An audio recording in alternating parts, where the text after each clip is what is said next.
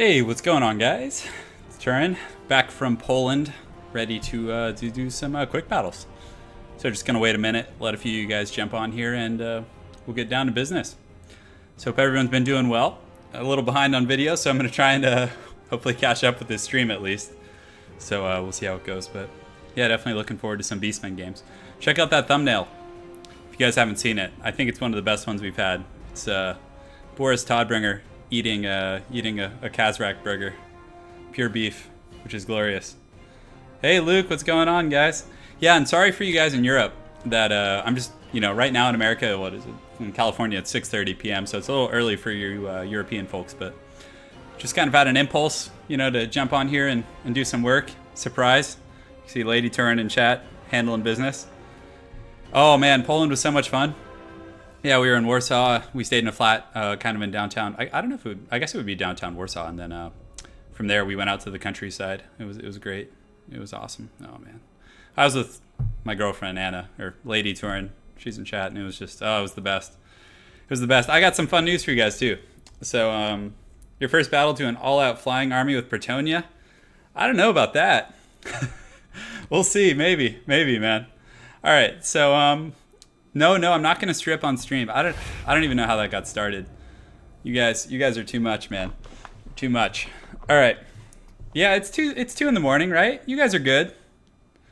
You guys will survive. I knew you guys would like the thumbnail. All right. Well, I'm glad for those of you joining live for the first time.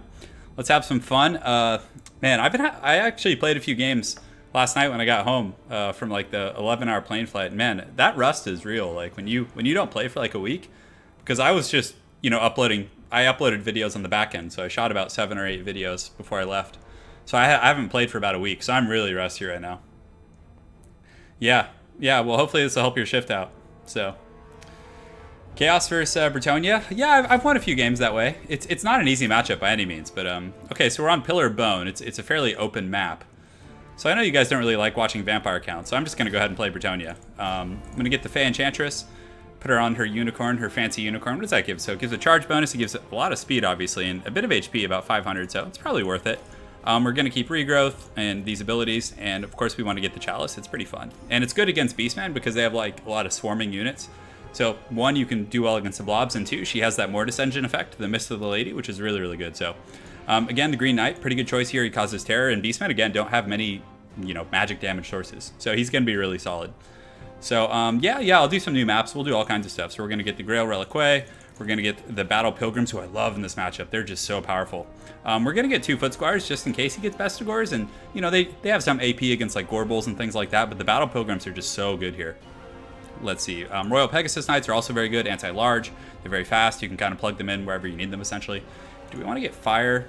Fire's not bad, but I mean, I don't know what kind of missiles we want to get. As far as Cav, Questing Knights are solid, Grail Knights, I mean, pretty good choices around the board there, to be honest, but part of me wants to just do like an infantry army, so maybe get some Men-at-Arms with Pole Arms. We do have the Grail Reliquae.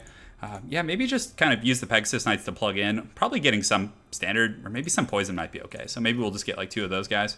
Then we'll get a Peasant Mob, why not? And let's see here. So we got a pretty good little infantry corps here. The one thing I'm a little questionable about is the I do have the Royal Pegasus Knights, who are pretty good. So you guys want me to get Kemmler and the Black Coach? Yeah, it's good to see you. Thanks for joining, man.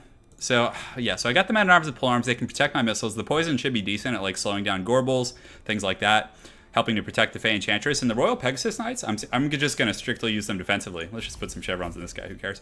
So the Pegasus Knights, I'm going to kind of sit above my army. Obviously, if he gets Harpies, I'll put them in a trash can. But when the Gorbals come after my Fey Enchantress, I'm just going to dive them in among my ranks. I'm not going to use them really aggressively, I don't think so. Kemmler, then just Blob. Yeah, I don't know about that. We'll see, guys, we'll see. But yeah, maybe I'll try a Black Coach tonight. We'll try one. Yeah, I don't know. But Battle Pilgrims are so incredibly good, especially with the Grail Reliquae. They just become like, because they already have Frenzy, so they're immune to Psychology, but with the Grail Reliquae, they're going to be immune to Psychology essentially the entire battle. So I probably could have gotten rid of the Dolores Blade. I'm not a big fan of this, so maybe we'll cut this, and let's actually just get some more Peasant Blobs. I think that's probably a better choice, just having more like density to kind of absorb the Beastman Blob. Yeah, let's try this. Perfect. You want to see what the Grail Reliquae does? Yeah, I'll show you once the game starts. No problem. Hey, what's going on, Pharaoh? Yeah, I got your message on Patreon, Pharaoh. We'll do some 2v2s for sure. For any of you guys joining, Pharaoh OR in chat, he actually just started a YouTube channel. Check it out. He's here in chat, so you can see his channel. He's doing some quick battles and all kinds of good stuff. I actually was watching his first game, and he had a pretty nice wins of death play, so I always like those. It's kind of like charge porn, you know, wins of death porn, charge porn, whatever you want to call it. It's all good stuff, so. Zombie invasion versus the dwarves. Well, it depends if any of my opponents play dwarves. You don't see a lot of dwarves, actually, fairly uncommon. But people are starting to kind of get off Bretonia a little bit. And, you know, it used to be like an auto pick, but now I actually haven't seen too many. I've been playing a lot of Chaos lately. I don't know why. Interesting stuff. But the Green Knight is so good in this matchup. Like, honestly, what you can do a lot of the time is just send him in first and just have him just get in there and just, you know, tie up their entire army, and then you get this, like, advantageous charge. It's really nice. So, okay, we're just going to kind of mix and match our front line here with, you know, the squires and the dudes. So let's actually go back just like this. All right, that should be fine. We do have some missiles. You don't want to go... The Beastmen are a very, like, aggressive faction, and they're able to kind of circumvent your defenses pretty easily. So you don't want to invest too much in missiles, in my opinion. So the spears we're going to put in the flanks. Obviously have them help out wherever, you know, wherever they're needed. So I'll probably end up sticking them on a Gorbel, but if he does have like Centaurs or something like that, I'm just going to mirror them. These Battle Pilgrims can go in the back as well. The Grail Reliquary, we want it kind of front and center up there, which is going to be good. Green Knight, we can just put him over here in kind of his own realm. We'll put him in group 2, put these guys in group 2 here. Yeah, Green Knight group 3. And then the Peasant Mobs, we're actually just going to kind of use them in the rear, which is normally they're decent in the front line, but what I'll do is just kind of use them to plug up any wounds, essentially. All right, so I think we're sitting good here. My opponent's ready. All right, let me fix my posture a little bit. Yeah. Yeah, no, oh, yeah. The problem with, like, I wish you had, like, a bigger army scope, because, like, you can't really, like, max out. It's not really effective to max out on Peasant Blobs because their stats are so bad, even when you chevron them. All right, so, man, I just feel rusty, guys. This is weird. Like, I just feel like I don't know what I'm doing. All right, so Green Knight, he's just going to go. Looks like a bunch of Gore Herds, which is good. They did get a bit of a buff, so they're going to be pretty strong, but the Battle Pilgrims are definitely more than apt at dealing with them. So he does have a Beast Lord. He does have a Braysham with the Lord Beast. So what we're going to do is just get the Green Knight and just really, really aggressively focus that guy. We're just going to seriously, like, hunt him the whole time with the Green Knight. And something that's pretty good to do. And Lord of Beasts, what does he have? Flock of Doom. So honestly, you can use this guy to, like, just occupy his cav. That's actually a pretty good choice for the Green Knight as well. But really, I don't have that many, like, openings for him. And wherever he decides to go, I can just collapse with these Royal Pegasus Knights. And with their anti-large, they'll lose straight up against his blob here. But, you know, using them in that defensive manner is going to be pretty good for me. So gotta watch out with the Fey Enchantress. Don't want her getting too ahead of herself. So, yeah, let's do it. So, yeah, look at this. I'm just, like, kind of chasing them, zoning them out a little bit. But I do want to use him to take care of that caster because, honestly, I have enough spears and different things like that and, you know, my Royal Pegasus to just deal with that. And you can see he's kind of getting zoned here. Like, I honestly don't mind if he kind of ties up his troops here. That's totally fine with me. So, just kind of dancing around, feeling out the battle. He's probably going to come in here, but the Peasant Mobs, like, I would love to, you know, engage the Peasant Mobs with those guys. That would be excellent. So, we're just going to keep marching a little bit, get our poison arrows shooting. Probably, he does have some Ungor Raider, so I don't mind trading with those guys, with our peasants. And then let's get these bad boys going here. Let's get our Pegasus Knights coming above. We have to make sure to, yeah, we really want to get on this Bray Shaman. So I'm actually just going to kind of come through here and, you know, whatever ends up getting occupied, I'm totally fine with that. So we're going to try and keep the battle relatively high and tight.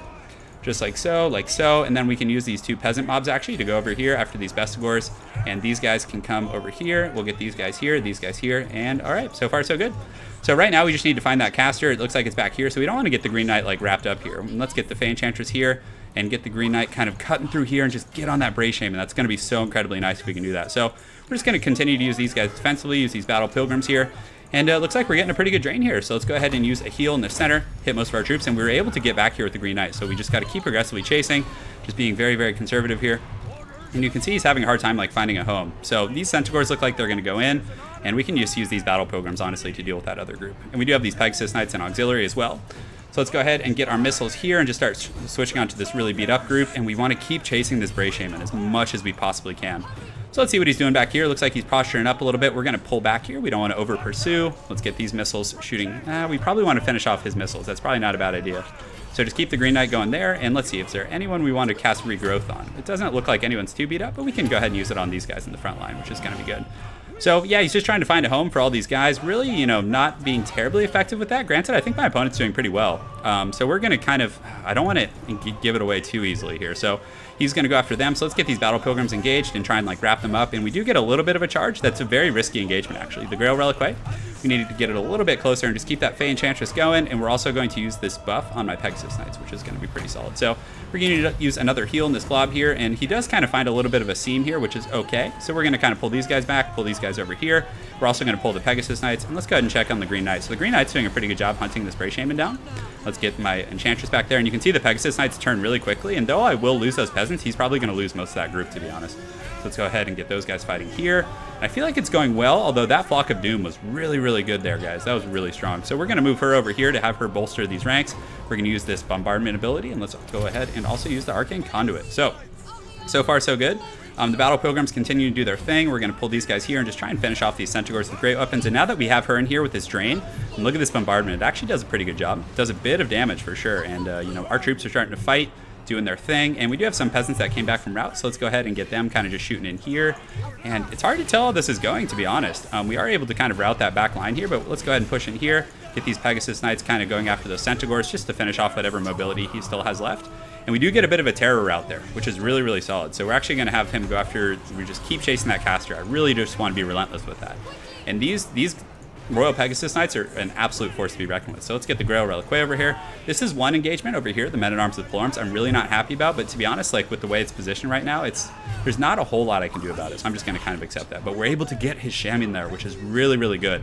That's going to be huge. And also we have another Earthblood. We have a big blob here, which is going to really, really benefit from that heal. We also have this Grail Reliquary, which is just doing some serious work. And I think our Battle Pilgrims are actually just are absolutely massacring my opponent. I'm really eager to see the kills afterwards, actually. We have a few very healthy groups. Looks like we're able to deal with those Centaurs. Those Pegasus Knights are just on the hunt for sure.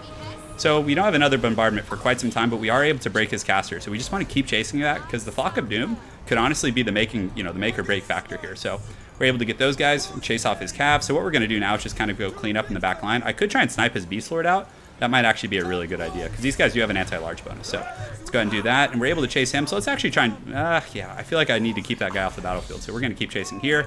And hopefully that Grail Reliquary can keep my troops fighting, even though it's like a very, very pitched battle here. I do still have some Foot Squires. So I don't breathe ever, actually. No, I don't. There's just no breathing involved. So we're going to use the Favor of the Fae here. Just kind of keep pushing after this guy, although I don't want them entrenched here. So we're going to try and pull out here. That's what she said. And just keep going. And we do have some peasants, so let's get them back here. And let's see, what else do we want to check in on? The Fey Enchantress, you know, the Wind's Magic is kind of rough, but actually at that point he has a mass route. His Lord and everything else was shattering. So, wow, we did it, boys. We did it. I feel like that was a pretty cool game. Maybe I'll cast that separately. Cast Brett and do that, so. All right, GG to my opponent. Oh no, you only have 2% on your battery? Yeah, it's pretty interesting, you know, when you ask about the breathing thing.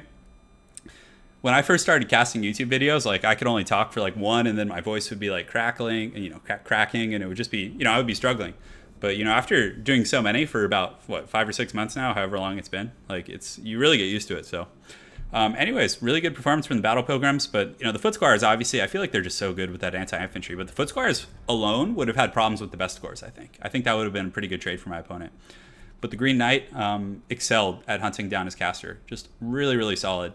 The Fey Enchantress, that Drain is just such a back-breaking thing. It's really good against the Beastmen, against that blob. I honestly think she's the best Lord, because a lot of Beastmen players are going to assume King Lewin, they're going to sing Alberic, or however you say his name, and they're just going to hunt you with the Centaurs. But if you don't give them that option, I was forcing him into really awkward engagements with those Centaurs. I think that was part of it. So, yeah, so let's go ahead and take a look at chat here, see what's going on. Yeah, you got to throw in the That's What She Said, for sure. You have to. You have to, guys. Cool. So let's do game dose. So we're going to get into another quick battle here. Yeah, they're just a bit too cheap. Maybe raise them up to, you know, 800 or something, and maybe or just take away their anti-infantry bonus, because a lot of units actually do have an anti-infantry bonus or built into them, whereas it's an actual stat, so it's +6. Whereas some units it says anti-infantry, but there's no actual bonus. I think that would probably be better, because that really makes a big difference. It makes them really strong. That extra 6 on the strength there. So this back and forward camera movement, yeah. Thanks again for joining, guys. Really appreciate it. All right, so we're going to play. What do you guys want to see? Is there anything you guys want to see right now? Did you guys want vampire counts? We could play Mousillon. Is that cool? I think the Red Duke needs some loving. Yeah, let's go ahead and put him on the the steed here, because going air against chaos is a little bit risky. Granted, if you do have air, it's very, very strong. So, yeah, it's only 2:40 in the morning, right, Milo? Yeah, I hear you. Oh man, this guy picked an army already. I gotta get on my horse and get this army picked. So we're gonna get these guys in the front. They're a little more sturdy, and usually I just use Graveguard in conjunction with them, and that gives you enough armor piercing. And a lot of chaos players are actually bringing Marauders now, so I think it's a pretty fair pick. You know, it works out pretty well. So we're gonna get the Dire Pack. We're gonna get one of those as well. Gives us a lot of flexibility. This is gonna be my more competitive build. So if he's able to kill my Mortis Engine, though, I mean, it can be really bad for sure if he's on top of that. So I have a little bit more money. So what do I want to get? I don't really like Banshees. There's too many like ethereal units. We have a pretty good little front line here, though. I'm feeling pretty confident about it. But I need to pick something. So we have the 3 guys in the front. We have the 2 Cryptors for armor piercing. We have the Spears to help out in the flanks. We have a pretty good little cav force. But Cryptors are just so incredibly good. I could probably just get another group and then just Chevron up my front line. I think that's probably safe. And for Red Duke, did we get... Oh, I forgot to get that. Oh, I forgot Arcane Conduit. It's okay. That's what it was. Yeah. BBC? What's everyone talking about? Oh, the big black coach. Yes, yes. Black coach, or I eat a sandwich without condiments? Oh, that sounds horrible, Admiral. Well, yeah, you know, I will get the black coach, but I know this he's a pretty good player, this guy. So if I get a black coach, he's just going to stomp me. Which, I mean, if you guys want to see that. It kind of sucks, too, because there's a bit of a delay with the chat. So I didn't see you guys asking for the black coach until I had, like, already picked my army, so. All right. So we're going to set up our frontliners here. We got the Stearnsmen, who are always a good pick. In Chaos, honestly, if you can just if you can keep them from killing your Mortis Engine and just playing that attrition game, you're just going to win. Like, it's very, very hard for Chaos to win that. Very difficult. So, but again, Chaos has, like, a lot of people have been innovating. Like, you might just get a Chaos Sorcerer Lord. I probably should have gone in the air. A lot of people have just been doing, like, these... Let's go ahead and put the Mortis Engine. We'll put the Mortis Engine, like, right on top of these Cryptors. And then... But you have to be very, very on top of, like, side strafing. That's very important. So if he shoots, like, a Fireball, I need to be, like, you know, ready to move. If he does get, like, a Hell Cannon or something, that's why I got these Hounds, just as an insurance policy. And they're very, very good at chasing down Marauder Horsemen as well. So let's go ahead and chevron these guys up. In the Red Duke... So I want him with the main army. I probably do. So we're going to put him here, actually, and just keep these guys in, like, a secondary goon squad. Yeah, your followers have grown, Michael. They have grown. They're like your cultists, I would say, is a more apt description. So he does have the Everwatcher. Lord of Metal's pretty good now. Not like outstanding, but it's good. Like, it has a place. So the Hound's here. Let's see what we want to use. So he does have some Chaos Knights. He has a very heavy Manticore squad. So pretty much what we need to... I mean, look how weak his main army is. That army is just going to get crumbled. So... Basically, what we need to do is, does he have Lore of Fire? So he has Sarthrel. He doesn't have any, like, direct burst for that Mortis Engine. So what we want to do is just kind of... Oh, those are actually chosen. Okay, this is a whole different world we're in here. So we just want to keep it high and tight. That's the most important thing in this matchup. Because, again, he has a lot of... He's going to try and snipe out a lot. So I just need to get these spears on those lances and keep the Red Duke. So we're actually going to put Red Duke in Group 2. I almost said, like, L2, like Spanish. That's pretty funny. So... the Hounds, we can probably just keep them back here and just use them to do cleanup duty. So when I am able to break, like, a group of Chosen, we're just going to kind of... And you might dive after these skeletons. I don't know. But that Mortis Engine, we just need to protect it with everything we have. Because it's going to be so incredibly good versus, you know, his build, especially against, like, Chosen. But again, like you guys can see, a lot of Chaos players are experimenting with new builds. Like, there's so much, like variance out there as to what they're going to do that you need to... You know, you always need to be ready for the unknown here. So what we want to do is pull these Skeleton Spears back. And honestly, this front line, we can just blob them up there. And we want to keep them, like, tight like that. We're going to pull the Spears back. Just kind of use them to form battle lines here. And just get ready to go. So yeah, our main troops are engaging. Those Cryptors are just going to have a field day. And the Mortis Engine, we need to, like, pull it back. We don't want it, like, right up against those Chosen. So we do have the Spears here. So we're going to actually engage here with the Red Duke and the boys. And we're going to summon some zombies, like, right behind that. So the Mortis Engine's in pretty good shape. We want to keep it, like, close to these troops. But those zombies summoned right behind those Chaos Knights are just going to be dooming. It's really going to put a fork in him, you know? So he does get a pretty good little burst of damage here. So we're actually going to use an Invocation from the Heck. He's going all in, trying to trade here. And maybe trying to snipe out the Duke, I'm not sure. So let's go ahead and use the armor piercing, all those different abilities. And we probably could use Elsif on Big Bird, but we need to keep that Mortis Engine scurrying about and just making it very, very difficult for my opponent. But you can see in the front line, we're doing a pretty good job against those guys. So we're actually going to pull back some Cryptors and maybe bring them to help out here. I think it's going to be good. You can see he's very, very aggressively targeting the Mortis Engine, which I'm actually kind of fine with at this point. Let's go ahead and summon some zombies here to kind of block up those Chosen that are coming in. We do have these 2 Cryptors coming in as well. So we're going to kind of get them going here. We're going to get one group going here as well. So the Mortis Engine is actually kind of trapped, which is tough. But hopefully we're doing some good damage here with, you know, our Knights and, you know, everyone else. Yeah, so that was actually a pretty good situation there. So the hounds here, we're going to get a rear charge on those guys. Just keep the mortis engine kind of like driving through. We just need to do everything we can to try and, you know, prolong its life. Because, you know, inevitably, if he's focusing all these resources on it, it is going to die. But that's okay. I mean, it's, you know, it's part of the game here. So it gets away, which is good. We do get an invocation to heck off. Everything's going relatively speaking to plan. So we're actually going to start focusing on Big Bird now that we have LC on him, and he's going to have a problem. And the zombies here and the Cryptors are doing a very, very good job.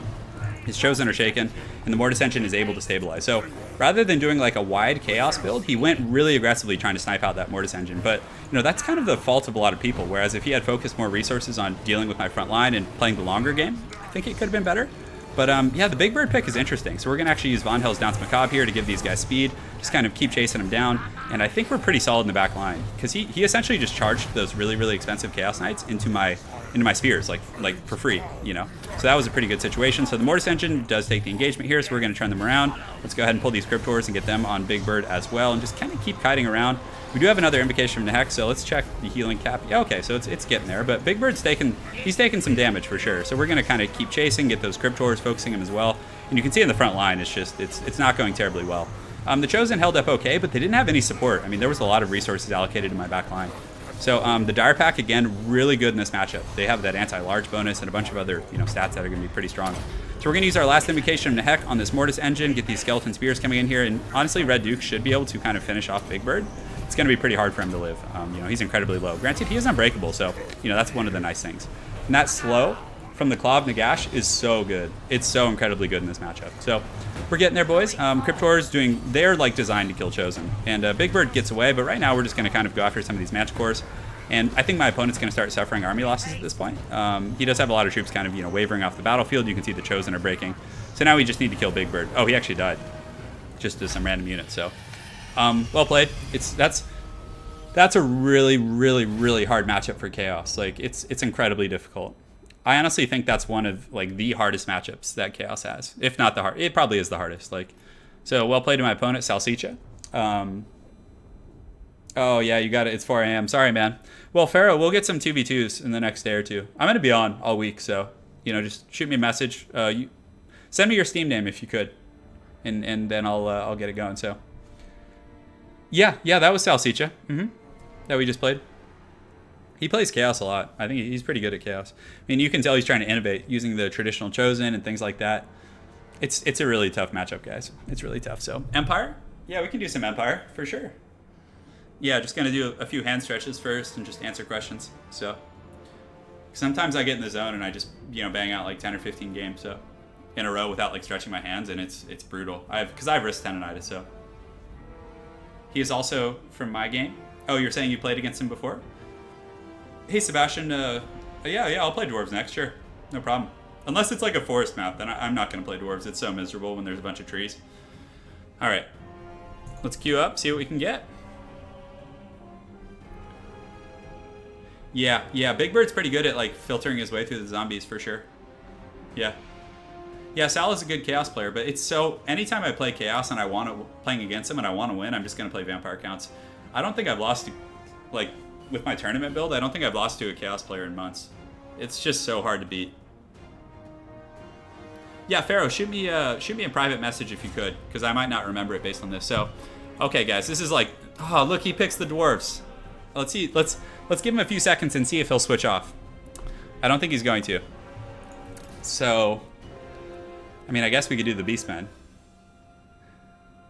Man, he's not switching, guys. Okay, I don't want to be that guy. So we're gonna grudge him super hard, or try to. So let's go ahead and get. I don't want to get Azog. We'll get Grimgor. Grimgor's a pretty good choice. I mean, he's scary for sure. He's immune to psychology, which isn't that big of a deal. But do we want to get Gitsnick? How expensive? Oh, that's so expensive for how little it does. Ugh, that's gross. I would love to do Savage Orcs, but they don't really have much armor piercing. So we're gonna get the Night Goblin Shaman here. We don't really need the recharge rate. Let's go ahead and get rid of these. Let's just keep, what do we want to keep here? Probably just the two. Sneaky Stabbing actually got switched to a single target ability, which is too bad, but you know, it is what it is. Magic isn't great against the dwarves anyways. So we're gonna get probably a front line of the Black Orcs, and let's mix it up and change our build a little bit and get 4 Nasty Skulkers. We're going to get the Hammer of Gork and a Goblin Rock Lobber, and the Arachnarok Queen is really, really good here. I really like it. We're going to get the Morgrebb's Mangy Marauders. Then on top of that, let's see, we probably want to get to Rusty Errors. And I'm going to get Night Goblin Archers, not because they're like outstanding, but simply because they're cloaked. I mean, they are really good, but they don't. The poison doesn't stack with the Rusty Errors.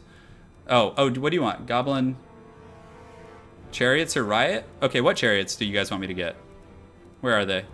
Oh, the Orc Boar Chariot? Is that what you guys want? Is that all you're asking for? The Orc Boar Chariot? Is that it? Okay, sure. No problem, guys. So I think we have enough missiles to deal with the aerial threats. I probably want to get like... we could cut some Black Orcs to really, you know, give our army some variance. Squigs are okay. I haven't liked Squigs as much as I used to, but again, they do have AP and they're pretty quick, but still, I don't like them that much. Why do you keep hearing Nazi skulkers?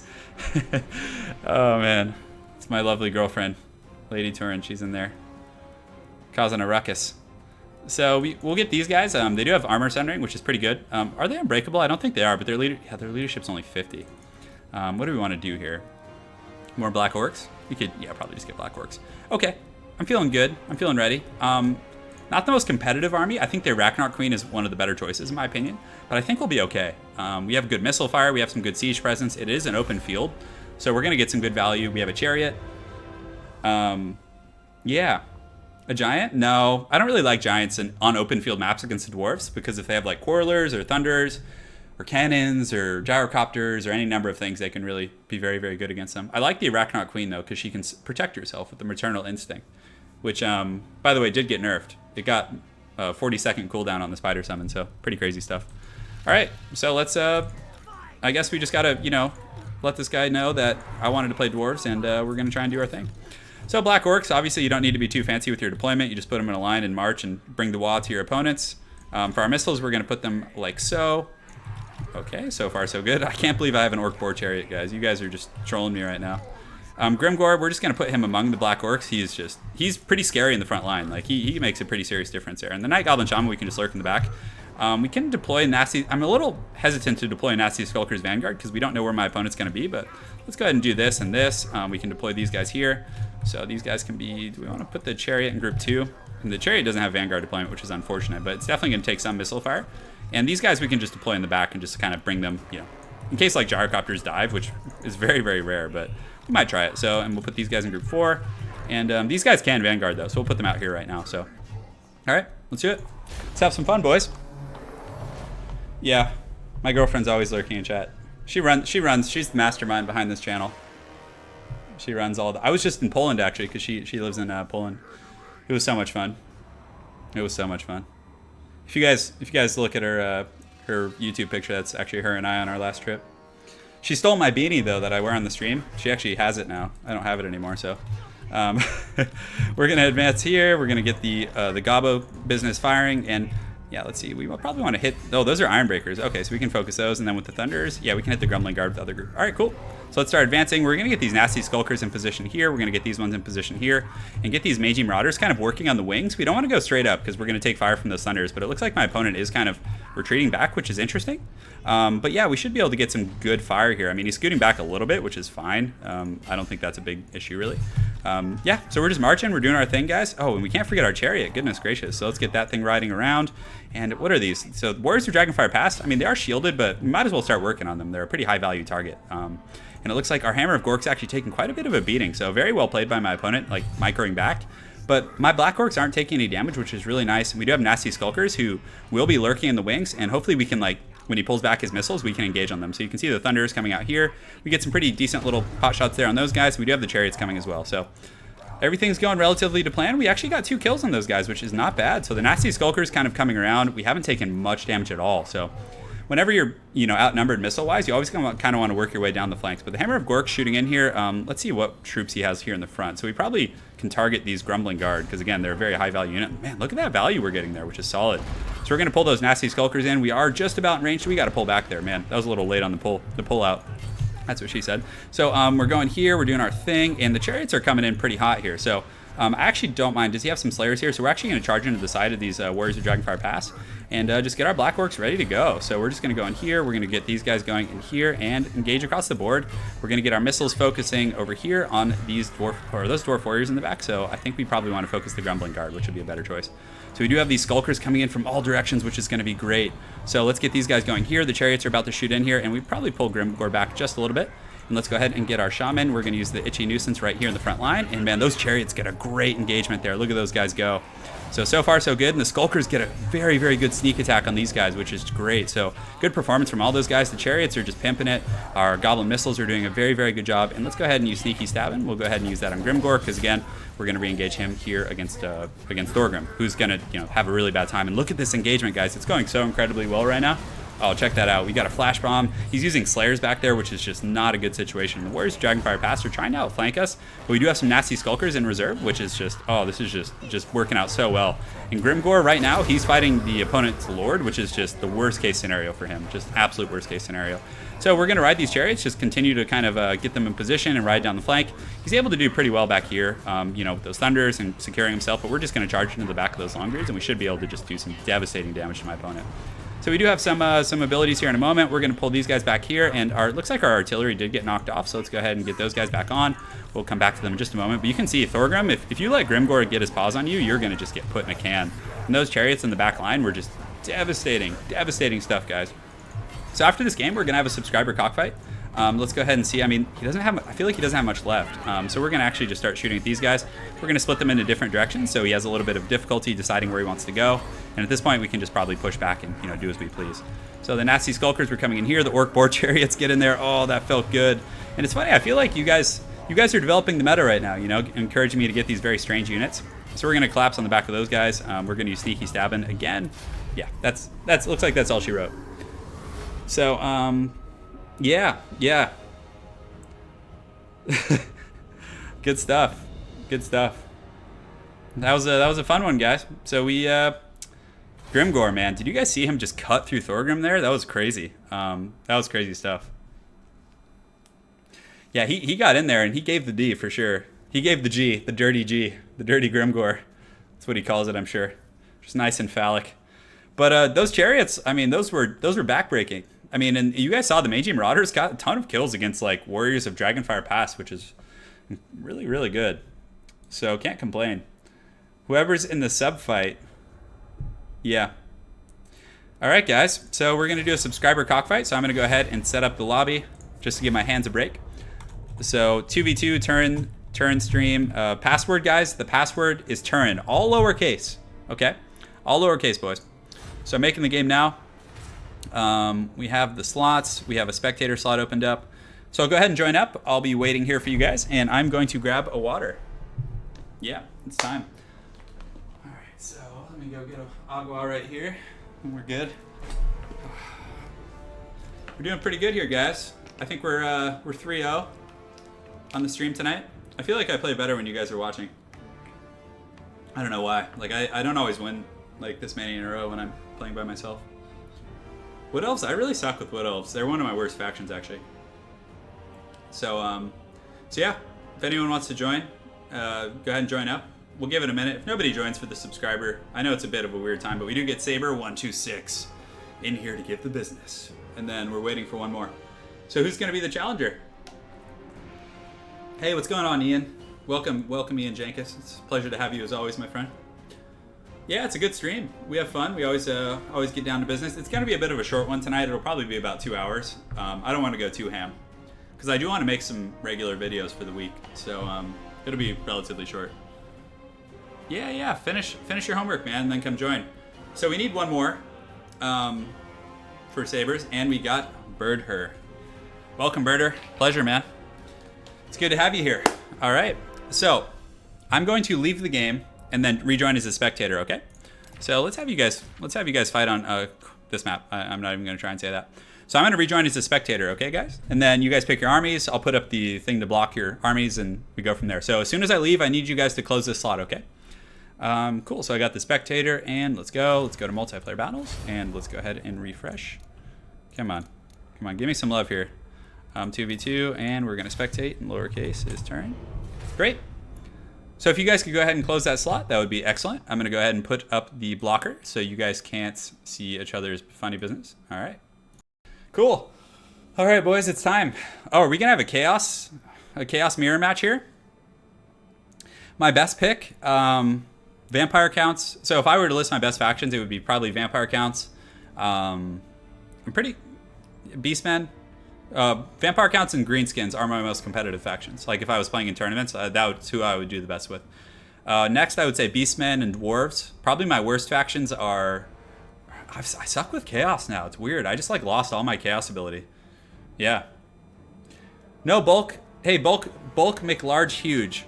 You sent me a replay to my email to cast, but there was no replay attached. So if you could go ahead and resend that so I can check it out, let me know. That would be the best.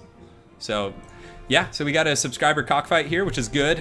We just played 3 quick matches for any of you guys that are joining now. So if you want to go back afterwards and watch them, we had some pretty good ones for sure. Some good cockfights. Yeah, Saber and Birdher, if you guys could get rid of that extra slot. I believe, who's the host right now? I can't tell. But I mean, even if they don't, it's okay. It doesn't really matter. So let me go ahead and type it in chat here. Maybe that'll help them see it. Hey guys, I gotta sit up straight. My posture's so terrible sometimes. Oh man. Okay. There we go. Okay, they got rid of it. Perfect. Are we gonna have a Chaos Civil War? This is gonna be interesting. I mean, Chaos, people are using Chaos Knights now. It's really funny because historically in the meta, you never saw them at all. Yeah, Bulk, you gotta resend that replay because there was nothing attached to the email you sent me, so. Gojira Gaming, to answer your question, if you want to get in on the subscriber cockfights, I basically just announce it about 30 seconds before I make it. I make it on stream, and the first 2 to join the cockfight get to play. However, if you do play in one, I usually do multiple in a night, so I won't, I'll open it up to other people. So, everyone can get in there, so. No, we're playing dual chaos, so there's not going to be any black coaches. Yeah, you didn't attach anything, Bulk. Yeah, the blocker. Well, that was actually a thumbnail for a tournament cast I did, which was pretty good. So there was actually a really good community cast that was submitted to me recently, so I'll be casting that relatively soon. So, actually, I don't think I've ever casted a Chaos versus Chaos matchup. This should be interesting. Definitely interesting. Chaos has some new goodies. You can actually do some really good nuking strategies, and please take good with a handful of salt or a grain of salt or whatever you want. Not a handful. It's not really an expression, but. So the Chaos Exalted Champions, or Exalted Heroes, excuse me, they can actually get a sword which imbues them with fire damage when you activate it. So if you use Lore of Fire, you can get pretty good burst damage with it, especially if you have like a Chaos Dragon and all that kind of spooky, scary stuff. So we'll go ahead and turn off this image here, and I'll go ahead and look into the Great Beyond. We'll go admire these forests. You can see I have the trees turned off. So yeah, we're just hanging out, guys. Would you guys like to see the campaigns? Right first, never think. That's right. My girlfriend is correct. Oh, they're deploying. I don't want to give away their armies. Okay, cool. Yeah, Ash Williams. Oh, man. So when I was actually just in Poland, like I mentioned, visiting my lovely girlfriend, love of my life. And she's, had seen Ash vs. Evil Dead and all the seasons and everything, but I had never seen it. And I'm a huge fan of that kind of stuff. I mean, I love the originals. And, man, we just binged on that. Like every single night before we went to bed, we were just watching those. It's so good. Yeah, the battle against Indie Pride was good. For sure, that was super fun. Yeah, he's a really nice guy. Definitely go check out his channel if you haven't. He has more dynamic content than me. I'm pretty simple here with just my quick battles. So yeah, sorry about the slurping. You guys are just gonna have to deal with it. Do I use any mods? No, I don't. No, but yeah, would you guys want to see campaign? Because personally, I find campaign to be somewhat boring to watch. But if you guys just want to hear me drone on for 30 minutes and talk and dick around, then yeah, please let me know. Colex coach, yeah. Unfortunately, Chris Platt, there's no such thing. Man, I want to look at their armies now, but I don't want them to scream snipe each other, so I'm just going to keep looking into the trees. Did I see her comments earlier? I don't know if I did. Okay, guys, we got to get into the game. All right, hello everyone, this is Turin here, and today we have a Chaos versus Chaos match between Saber126, who's going to be facing off against Birdher. So again, 2 Warriors of Chaos, so I'm assuming there's going to be a lot of armor piercing, but let's get into the army compositions. I'm not going to have that much time. So here, we have some Aspiring Champions, we have some Chaos Warriors, actually just standard rank and file with the shields. So they'll be pretty decent with their higher melee defense. They actually have, the great weapons have 34 to their 44, so against like Forsaken and, non-armor piercing units, they'll actually be a little bit more durable. So Chaos has so many different variables now. They, have Marauder builds. Sometimes they even use Forsaken against armor factions. With Lore of Metal, you can take away massive amounts of armor and do huge shock damage with the Forsaken. So a lot of builds. But as far as leadership goes, he has a Chaos Lord. It looks like he does have Filth, which is so good, guys. So the new Filth ability, let's go ahead and zoom in here. I'm not going to have time probably to go over both armies, but Filth actually gives Terror, which is really good. A lot of people don't expect it, and it can cause mass routes. Actually, no caster from him, but he does have some halberds in the back to deal with Shaggoths, things like that, trolls. And he does have some Chaos Knights with lances who are escorted by an exalted hero. So pretty good stuff. So for our Berter over here, he has a front line of Chaos Warriors with great weapons. So he's going more of the traditional armor-piercing route. He does have halberds in the flanks to deal with cav. So I really, really like that. So essentially, if he tries to flank with Chaos Knights with lances or anything like that, he can just detach these halberds really quickly. Just kind of, you know, zone out here and zone them out, and then support his own cav who can come in. So he can really collapse. I'm just like drawing lines everywhere. But in the front line, we have a pretty solid engagement. These Chaos Trolls are just going to do some massive work against these Chaos Warriors. Because again, these Chaos Warriors, they don't have halberds. Oh man, this guy's about to get eaten right here. Slam down. So the Trolls, very, very good when bolstered. And I think he does have some aspiring champions nearby, so they're also going to get that leadership hit. You can see they're actually at 59 leadership right now, which is incredibly high. So over here, you can see a bit of a battle going on, but it looks like Berter gets the advantageous engagement using those Chaos Poison Warhounds to trap these lances. He also gets the charge, but again, you can see Berter here also has some halberds over here who are zoning out the Chaos Lord, and Archaon the Ever Chosen is in here, and this is going to be a really bad situation. This Chaos Lord is completely surrounded. He has Poison Warhounds on him. He has anti-large halberds, and you can see he is just getting put in an absolute trash can. He does use Filth, and despite the bad circumstances, he's doing a little bit of damage to Archaon, but honestly, this initial trade, which is so rough for Saber126, he just got a little bit, out caught there by those Chaos Warhounds, and they do have the Cascading Fire Cloak, interestingly enough, giving them that armor piercing. But you can see his Chaos Lord is now wavering. These halberds have him pinned really, really badly here, and it's going to be a really tough situation. Though in the front line, it looks like some of his halberds here are actually out trading these warriors with great weapons, simply because the Forsaken are here on the flank, but the Forsaken have also taken massive casualties, so very tough.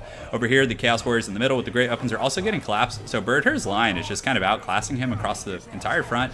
I think the big difference was the armor piercing, but you can see that Saber126 did have some Chaos Knights with lances here who were trying to outmaneuver these Chaos Halberds, but he is going to get a pretty good little rear charge here, it looks like. So hopefully that'll help him turn the tide, but honestly, I think it was too devastating of a situation here. But you can see these lances get in here and run over these Chaos Warriors. So definitely one of the highlights of the battle for him, but still, I think he's just lost too much over here. So his entire group of Chaos Knights with lances, about 1,500 resources, got taken down by these Chaos Warhounds over here. You can also see not just the Warhounds, of course, but his Chaos Knights, his Chaos Knights with lances. And Archaon the Ever Chosen is able to just absolutely slay the Chaos Lord and drive off that exalted hero. So very, very tough situation. And right now, Archaon and the boys are essentially just going to drive down the flank and probably collapse everything else. And the fact that he lost so many resources right out of the gate is going to really contribute to an army losses game. So you can see, Saber126 continuing to put up a pretty good fight with these Chaos Knights on the other flank. If anything, he was actually able to win this flank. He was overloading with his cav, although you can see that Berter did a very good job with those halberds, just kind of perpetually zoning and making those Chaos Knights with lances on the outside flank not, really perform that well.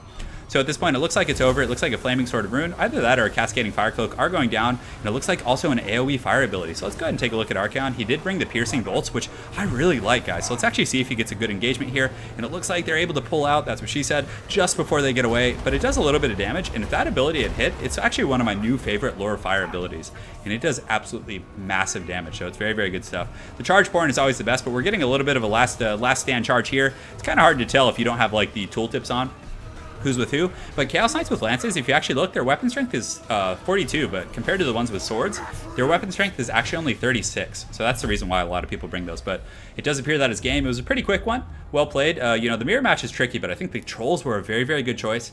But ultimately, the battle came down to that cav engagement. The Chaos Poison Warhounds were able to trap those lances, and then the other Chaos Knights of Berter's forces were able to just swoop in and get a massive advantageous engagement. Also, he did let his Chaos Lord get trapped a little bit, which was tough. And the Exalted Hero also got pinned by halberds and Archaon, of course. And Archaon is an absolute monster. The Filth, I really like that pick, and it was pretty interesting seeing the use of the Forsaken.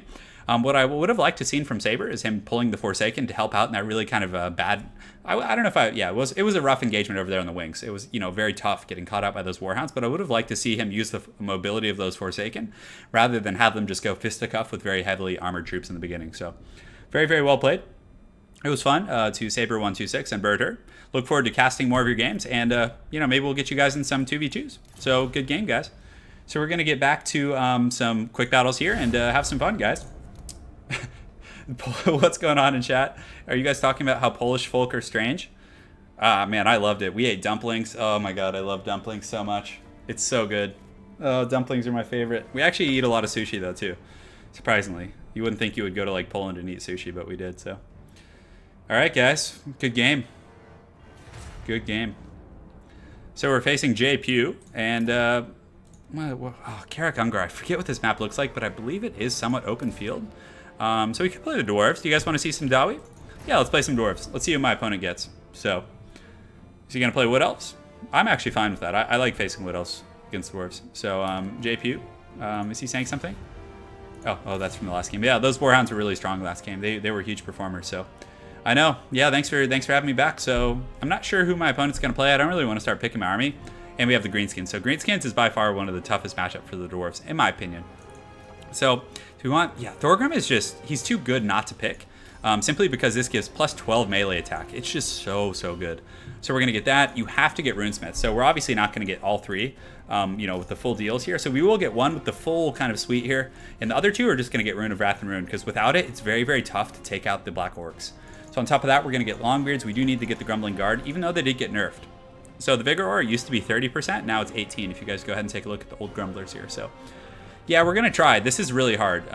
In my opinion, it's one of the tougher matchups. So we're going to get the Goblobber here, which is going to do quite well for us. On top of that, I'm tempted to get a cannon, but I don't know if we can afford to. So we're going to get some Althar's Rangers here. We're also going to get some Thunders. Let's see here. So Thunders, Armor Piercing, it's good against Black Orcs. Just a solid pick all around, in my opinion. I don't want to get Gyrocopters. It's a lot of work, for sure. It's a lot of micro. So probably what we want to do is get some standard Dwarf Warriors, maybe. Or maybe we get some Miners with Blasting Charges just to kind of plug up our flank. We'll get the Warriors with Dragonfire Pass. So we have some missiles. We have a lot of resources to protect. The one thing I feel like we're missing is Slayers. So maybe do I cut the Warriors with Dragonfire Pass and get some Slayers? The Warriors with Dragonfire Pass are just so good, but I feel like we do need some Slayers. So maybe on High King Thorgrim, we can kind of stinge out a little bit, get us 1,000 resources, and we're going to get some Slayers to help in the back line. So hopefully we have enough unit density to kind of pull out here. And it's still a really tough matchup. It's really tough, guys. So yeah, I squatted. When I was in Poland, I squatted a little bit, and I'm very good at the squat. I'm very good at the squat. And we actually did see a guy, like, because the first time I went to Poland, I actually didn't see anyone squatting. I was pretty disappointed, actually. But the second time we went, we were actually standing at I think it was downtown. It was like by one of the big malls. And there was a Polish guy sitting and squatting and smoking a cigarette, like on a break from work. And it was just perfect. Like, it was so good. It was everything I could have dreamed, for in terms of the squat. So anyways, back to business. We're going to get our dudes in the front line here. We want to keep them relatively tight, simply so High King Thorgrim can buff them all. It's very important here. So we are going to put the one with all of the runes here in the front, because again, he's the most important. We're going to put these guys here, form a little bit of a Dawi Death Star. And with that plus 12 melee attack, right now it's 29, but it's going to be above 40 with High King Thorgrim. So that's pretty scary for sure. So we're going to get these guys on the wings here. They're going to throw some blasting charges, hopefully disrupt the charge of these Black Orcs. And let's see, how else do we want to set up? So we'll go ahead and set up the army like so. We're going to get the Thunders, and is it lagging right now? I think it is. No, it's not. So the Thunders actually start off in the front line and then pull them back once the fighting starts. So we're going to put the Slayers on guard duty back here. We'll put the Rangers back here, and thankfully the Rangers are stealth. So, hopefully they can do their thing. But we're also going to put a Runesmith on each flank here, and we'll put one here. So obviously if there's any like Orc Boars or Squigs or something like that, we can use those guys to like help defend that. So Slayers in group 3, and it's a bit of an odd formation, but I think it will work. So let's go ahead and scoot them up just a little bit like so. The Goblobber's ready to go, and it's so good. I mean, you can do so much damage to the Black Orcs with it before the fighting even starts. So, all right. Yeah, it's time. Yeah. So in the summer, I'm probably going to live in Poland for a few months, like 2 months, and just do YouTube like almost full time. So I'll be doing like 3 or 4 videos a day, and I'll do like strategy videos and guides because I'll have more time. All right, now my time's pretty rough. All right, cool. So we're going to get these guys going, and we're going to just start shooting at Black Orcs. We're just going to position like so, get the Slayers here on guard duty, and does he have much cav? It looks like he does have some Goblin Big Bosses and some Chariots, actually. So kind of wishing I brought cannons now, but the Goblobber, you guys will see, it's just going to devastate these Black Orcs. Is it lagging a little bit? Because they haven't shot yet. There we go. Okay, so you guys just stay tuned and watch this. It's pretty incredible how much damage it does. I mean, look at that. That's like a ton of damage, bringing them down to 23 leadership. So you can see the Goblin Big Bosses and the other guys kind of going back here. So we're literally just going to stand those Slayers right on top of that thing and just kind of wait for him. So he's going to march. He's going to take some fire here. It looks like he does have the Hammer of Gork as well. So he's going to do some pretty good trading here. So we're going to run these guys up, see if we can get some free shots. And it looks like, is that Wurzog? Oh, it's an Orc War Boss. So, you know, it's going to be a little bit tricky to deal with. I'm tempted to bring a runesmith back here to help out in the melee engagement. So we're going to just start shooting here, and he is focusing my thunders, but we're going to get some free shots here on these black orcs. So let's go ahead, and we've already shot this group up, so we're going to try and tatter more of his front line. And those thunders actually do a really, really good job. So we're going to pull them back like so. Once they get one more firing, I think we have a little bit more time. So we're going to just keep shooting in there, doing the best we can. But he's going to be pressuring my back line pretty aggressively here. So we're going to pull back here, and man, you can see that's some really, really solid work here. And now we're going to target this other group, and hopefully we can make some contact before the fighting starts. And it looks like we do. So these dwarves here, we're going to pull them back to help out. Although I really do want the blasting charges here. It's a bit of a tricky situation we're in. So the rangers should do okay, but he does have a lot of pressure on my back line that I'm a little bit concerned about. So the thunders, we're going to pull them back. My opponent's obviously going to be very, very aggressive, and he's about to come into range of my blasting charges. So I think we should be okay. So let's go ahead, get the Rune of Wrath and Ruin, and just try and like rout off like a group before the fighting even starts. So this group here, we're going to get them going here, and we're going to get this homie shooting right here. So the two chariots, that's honestly going to be like the hardest thing for us to deal with, I think. So we do get the blasting charges about to get thrown in here. Let's get the charge here, let's get the charge here, get the charge here, and switch these guys in and have them charge in to help with those black orcs as well. So we're going to pull these guys back, and we're getting some good fire here actually, which is really, really good. So we're actually going to have them focus here, just do a little bit of crossfire, and we're going to get the Grumbling Guard. So in the melee engagement, I think we're doing really well for ourselves. We're going to have these guys kind of suicide fodder into those, unfortunately. I mean, not much we can do there. But we're going to get the High King Thorgrim, and honestly, I think his melee core is having a lot of problems, and we're able to do some good work against the chariots with our rangers. We ambushed, and let's pull those guys back up to the front. So right now, we can probably honestly start shooting at the rusty arrows and just rout them off really quickly. It looks like he might go after this isolated runesmith, which I'm completely fine with. And let's actually, yeah, it looks like he's trying to decide where he wants to go right now. But the longer he kind of sits around and you know, dilly-dallies with those guys, I think the better off we are. So let's go ahead and use these runes now that we're engaged. And the black orcs are having problems, but you can see now he's kind of penetrated my line a little bit. So this is where it becomes very, very difficult to deal with these guys. So still, we're just going to kind of eat it the best we can. We're going to get High King Thorgrim and keep him with like a blob of troops. We don't want to let him get isolated.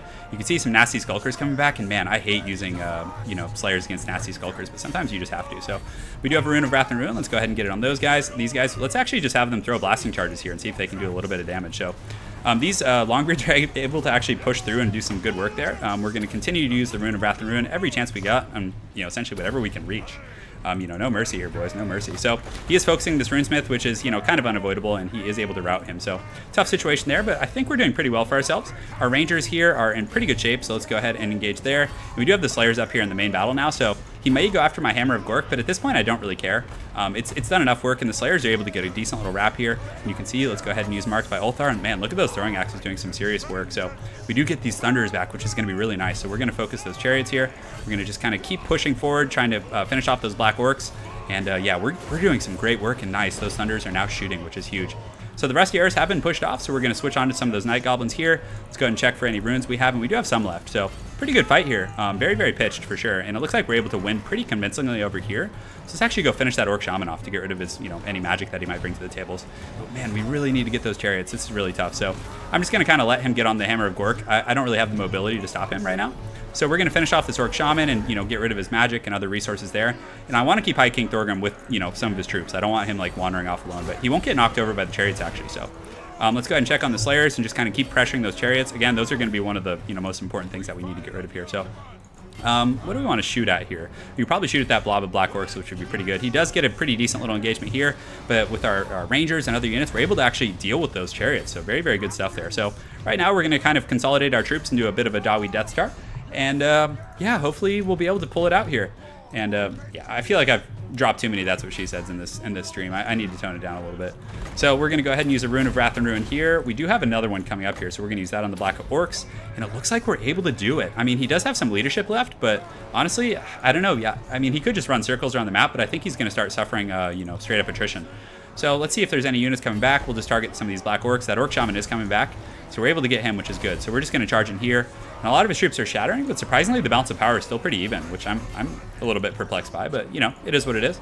Some of these Goblin Big Bosses are getting caught. We do need to get these Rangers high and tight so that my opponent can't, you know, just run around and troll me. So, and you can see right now, he's just going to kind of scurry around the map and, you know, make it tricky for me. So, yeah, so let's just protect this. Oh man, I hate when that happens. So we're gonna get back here and just kind of stack up on this hammer. Just continue to hammer away at, you know, whatever he has left. And let's actually shoot at this. Get these Dawi kind of pushing in here. We'll put them in melee mode and just have them kind of, you know, just start chasing. Essentially, we don't have much of a choice. So we'll use a Rune of Wrath and Ruin on this Orc Core boss. It does almost no damage. Like, it's gonna be really bad. So we'll just use his runes. He's about to go down anyways. So we're shooting at this. We just need to route as much as we can to trigger army losses. So Right now we're going to position here. We're going to get these guys throwing their axes at this orc war boss and just have the rest of the troops kind of come up and protect them. Yeah, because they're going to take a bit of damage, but thankfully they're steady despite all this. So if he does come in after this, he's going to take a bit of damage, and you can see the orc shaman there is wavering, so we need to keep hiking Thorgrim kind of running around with the boys.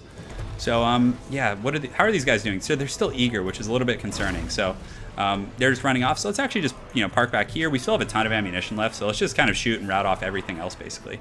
His Hammer of Gork is out of ammunition, which is really good. So let's see, what do we want to shoot at? Let's just shoot at some of these black orcs. Just kind of get our bearings here and just position across the whole board here. So yeah, guys, it's a bit of a grudge, but I don't think he can win. I have a pretty. It's not healthy by any means, but we do have. Actually, I don't know. Maybe he could still win. He's out of ammunition here, and I have a ton with his Hammer of Gork, and he has a lot of wavering troops that I think we can just kind of punish off the battlefield.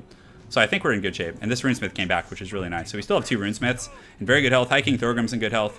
He does have. Oh, these guys are back. That's actually pretty tough here. So let's actually focus them. And man, we do have that guy coming back as well. So a lot of scary stuff going on here, guys. But once that Hammer of Gork gets like a single shot on those guys, it should be able to just break them. So we're going to go ahead and throw a Rune of Wrath and Rune over here. We're going to get our Rangers kind of scurrying over here to pressure that chariot.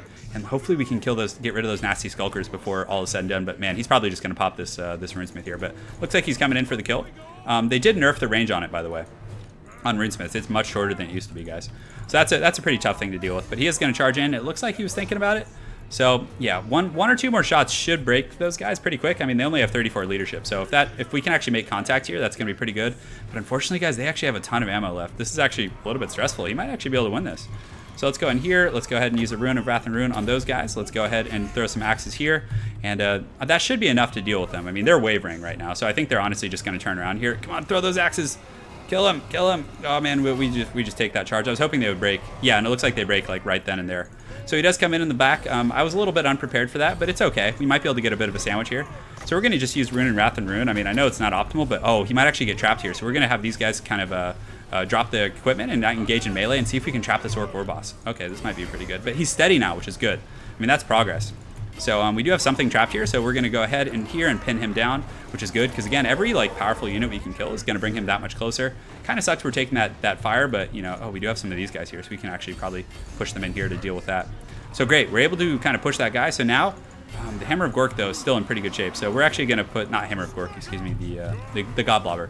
So we're going to put these guys in group 1, just kind of posture them up here, just kind of wait and see what my opponent does, and just start firing at the rest of the heirs again, who are shaken, mind you.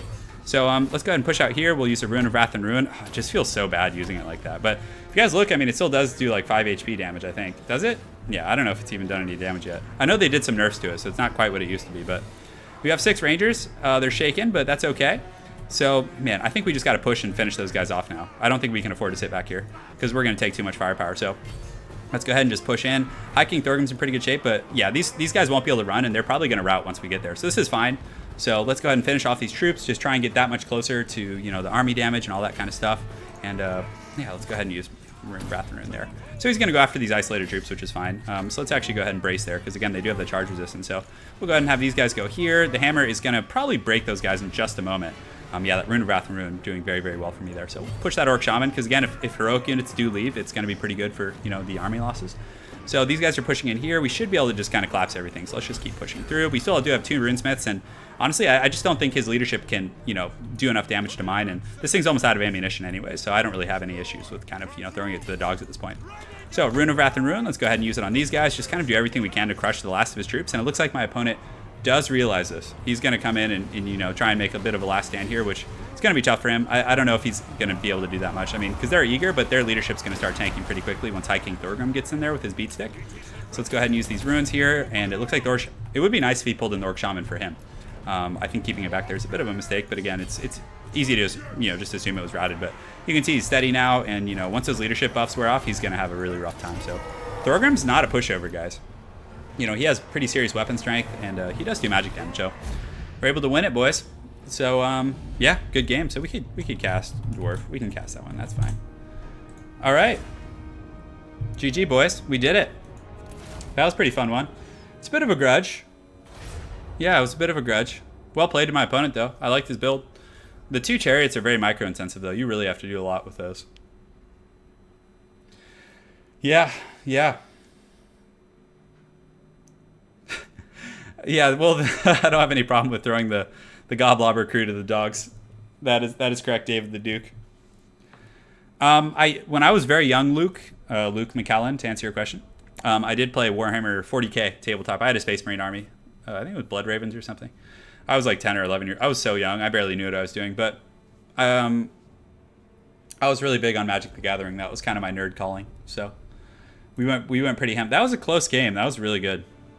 Well played to my opponent for sure.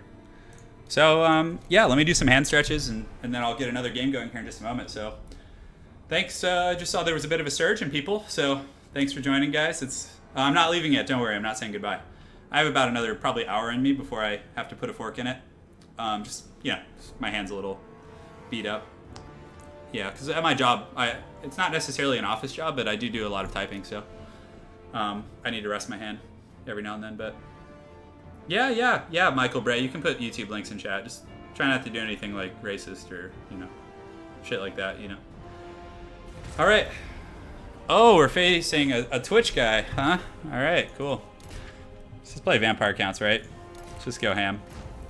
Vampire Counts versus Beastman. I'm actually really eager to see how he does this, because, yeah, I don't know if the last time I played Beastman, yeah, Vampire Counts, this is going to be interesting. So, Graveguard in the front line, Goblin Wolf Chariot. I did do Goblin Wolf Chariot. That was actually 2 games ago. We did it, boys. It happened. This is going to be, for those of you that are looking for an innovative build, I'm going to be practicing my tournament build a little bit this game, so hopefully you guys don't mind that. Should still be fun to watch. So, yeah. All right, do I want to get some Var guys? I feel like that could be pretty fun in this matchup. So let's get some Var guys. I'm having a little bit of fun. You see, guys? Cryptors, they're good like no matter what. I mean, Cryptors are just so good for focusing down enemy heroic units. Just all around solid pick in my opinion. We do probably want to get the Dire Pack.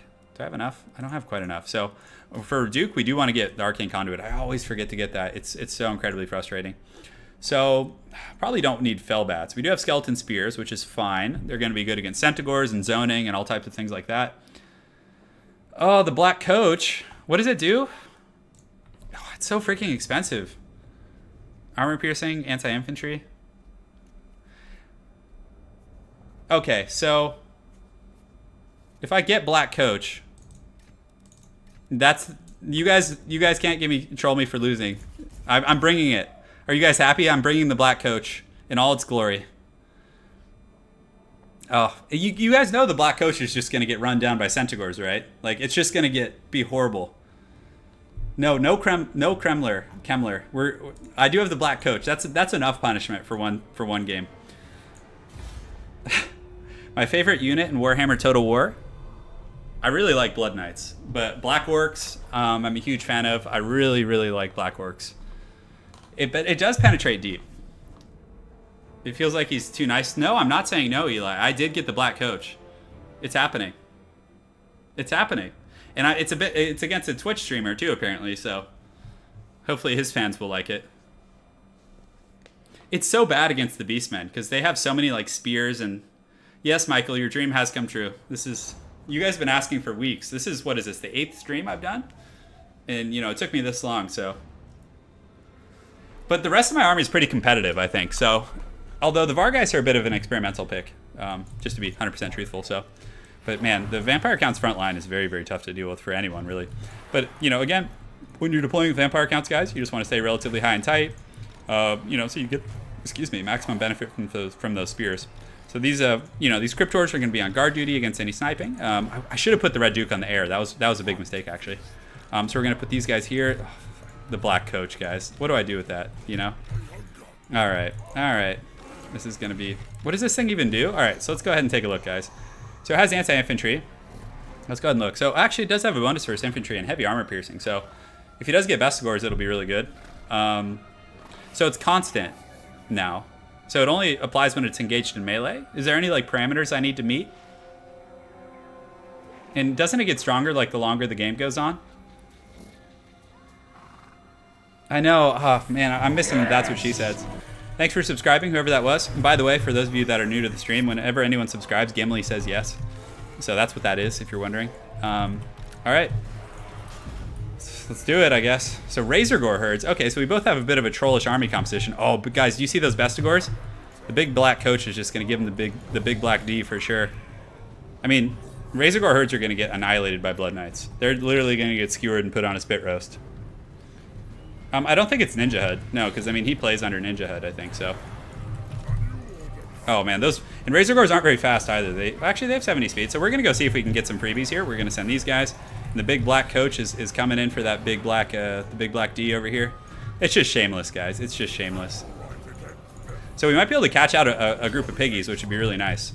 That's going to be, like, devastating for my opponent if I catch these.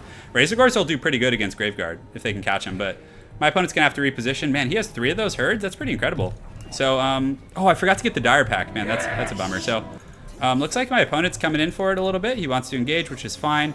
So we're going to get those guys, and it looks like he's turning around now, so we're going to try and zone them out a little bit. His main army, I think, is going to have some problems. So the big black coach, we need to kind of position it over here. We want it running into those Bestigors. So we're about to get an engagement here, which is going to be really rough for my opponent. So you can see, it looks like he's going after the big black coach a little bit. But the Dire Hounds, the Dire Pack doing, well, it's not the Dire Pack, actually. So we're going to summon some zombies right on top of those, get the big black coach ready, and let's crash those Vargeist in, actually. Get some freebies. I don't think it's Ninja HUD. You guys can check. I mean, I know he's a good player, but I mean, this definitely is a really rough engagement for him. These Razorgore herds are not meant for this. So yeah, we get some zombies. I mean, that's so many resources lost right away. Oh yeah, and the Vargeist. All right, guys, it's time. It's time for the big black coach. We're doing it, man. We just mollywomped those guys, as they say. So all right, guys, it's judgment time. So we're able to just annihilate and shatter those things. So we're gonna pull it back. You guys ready? The glory. Here it comes. Here comes the big black coach. Oh yeah. Oh yeah, it's going. This coach is going to business, guys. That was pretty great. Okay, so we're gonna pull back now and kind of get our bearings and just keep the big black coach doing its thing. And it looks like he's going in pretty hard for that. So we're gonna engage here, get these guys here, and we're gonna actually pull in like all our troops here and just kind of make a big mosh pit right now. So the coach is coming back in. We're gonna get these guys going here, and you know, these Gorbles being in that position, it's very risky for sure. So we're gonna go ahead and get a big invocation from the heck here. And yeah, that right now with the drain, I think we'll just focus on the big black coach. So, oh yeah, guys, you ready? Oh yeah, that feels. Oh, that was like the weakest penetration ever. I was so excited. I thought it was gonna like ride through those guys like no one's business. But man, nothing, huh? So pretty rough engagement here. So all right, guys, you ready for round 2? I'm going in for it. It's happening. Red Duke's doing pretty good. I mean, he's tossing some salads. And the Beastman army. Oh yeah, look at this coach in here. How does it fight in melee? Okay, it's doing a little bit of work, right? So let's pull it out here. And yeah, the Blood Knights are like skewering these Bestigors in here. So let's go ahead and use this. Let's use Arcane Conduit. Let's go ahead and give some more armor piercing to the Black Coach. All right, guys, you ready? It's going back in. Oh no, that's Red Duke. Okay, so the Black Coach is coming in. The Vargeist, we might as well, I wanted to use them, but we can use them on these Razorgores. That's actually, oh, you guys ready? You guys ready? It's time.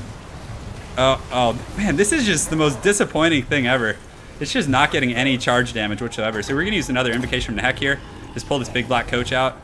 Oh my god, you guys are just trolling me with that thing. So yeah, the Vargeist are gonna come in, and you know, at this point I think we have enough of a lead where it doesn't really matter what I do.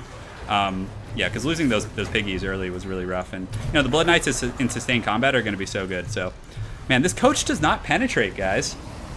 It does not penetrate. It's just kind of like, I don't know what's up with it. So let's get these guys going in here, and oh yeah, it's time. You Bestigors think you're getting away from the big black coach. Not on my watch. Look at this thing. All right, so it's gonna go after those guys.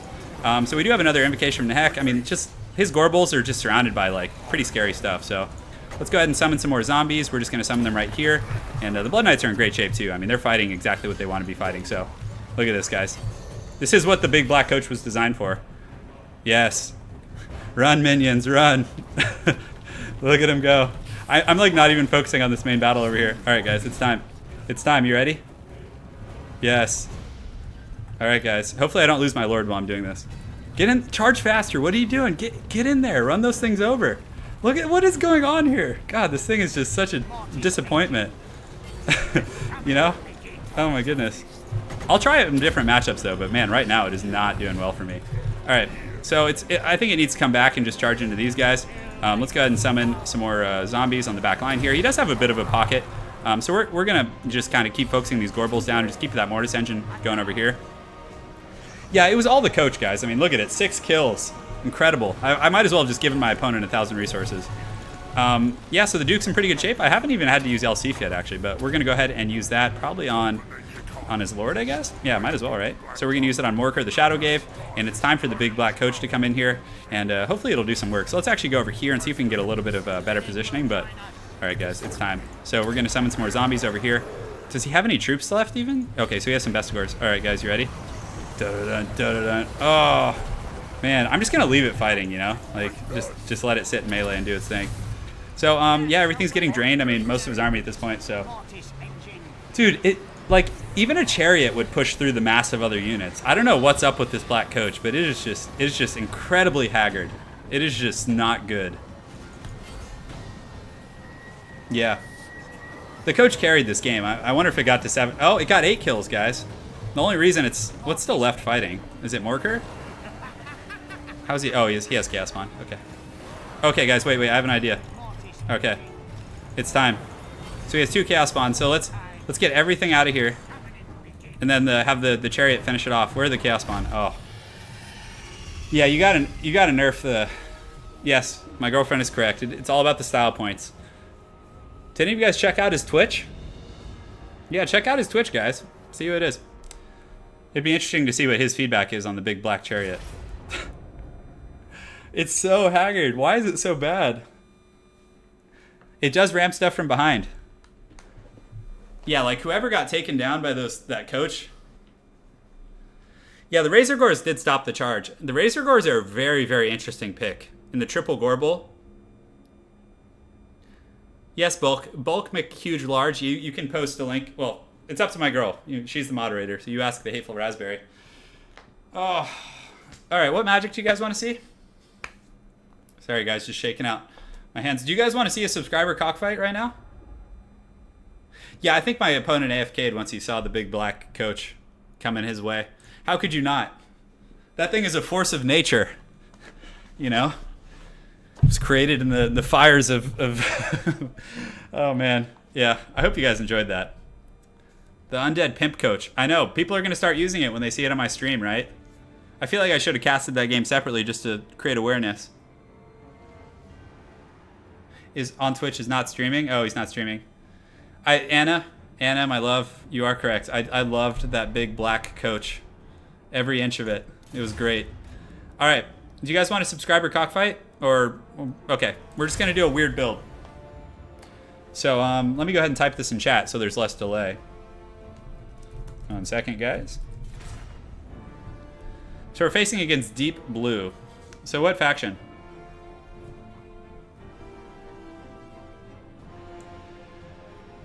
Yeah. What do you guys want to see? I'll play anyone, really. I mean, he's playing dwarves. So what do we want to play? So we're going to play the Warriors of Chaos. Let's see. Who do we want to get? You know, guys, let's try a really weird build. We're doing a very, very strange build here. So hopefully you guys enjoy this. So we're going to do armor melting build. I don't know how well it's going to work, but so we're going to get him. Get rid of these, so get rid of those. And Plague of Rust, can that be AoE casted? I think it can. Right? Hopefully. So, okay, so we're going off the deep end here. We're really going off the deep end in this match. What's the armor piercing on these guys, by the way? So they have 8 armor piercing compared to the... Oh, yeah, it's a big difference, 21. You know, guys, I was thinking a melting of the armor build. So we get 2 chaos... We get 2 chaos sorcerers with Lore of Metal, right? So we'll put them both on horses, and we'll get rid of the abilities except Plague of Rust. So we're going to be doing Plague of Rust all day. Let's actually get 3. Because what, 60 armor? 30? But I think if you overcast it, it's 60, right? I would join the Discord, but yeah, it's a little tricky during the stream, bud. Okay. Man, this is gonna be the Lords of Bronzodia would be proud. Let's just get 2 Hell Cannons, because we're already going full noob, right? We're gonna get some Marauder Horsemen. Oh, he needs to be put on a horse. Okay, guys. Now, what else do you want? Gojira, I do see you, man. I'll join Discord with you guys another time, for sure. Just during the stream, it's a little bit tricky, so. So we probably want to bring some trolls, right? Oh man, this... Can't believe you guys have talked me into doing this build. I hate when it does this, when it doesn't let you get the Lord. So basically I have to get rid of one of these, and I have to switch to Sigvald, and then I have to get rid of... It's so obnoxious how that doesn't let you switch when you pick all the way. So we'll put him here. We're going to go ahead and get rid of these abilities, keep Plague of Rust. Okay, so I think it's working out. So then we'll get another Hell Cannon, and then we have 4 groups of Forsaken. We got some trolls. So let's actually just bolster it up with a group of Aspiring Champs just for the leadership, I think. And what else do we want to get? Man, this is just such a... Oh, guys, what are you doing to me here? It's making me pick these. This has got to be one of the worst builds I've ever made. I probably could use some more hounds just to like chase things in the back, right? And I think we cut one of the trolls and we get another group of Forsaken. Alright, so I have the Plague of Rust. Then the Glittering Globe, I probably don't really need that. And obviously the magic stuff is going to be mitigated. So it's going to be very interesting to see if this works. So at this point, let's go ahead and chevron all these guys up like so. Alright guys, wish me luck. Yeah, but can't Plague of Rust be overcasted? I don't know. Guys, this is just a complete troll build. I'm doing this for you guys because I know you guys probably get bored of watching my competitive builds. Because if I would just spam great weapons and Kolak and just, chariots and just, that's how you beat dwarves with chaos. But we're changing up the meta, guys. We have some Hell Cannons. We got 2 of them. I'm not going to manually aim them. I'm just going to let them. We're going full RNG, full chaos.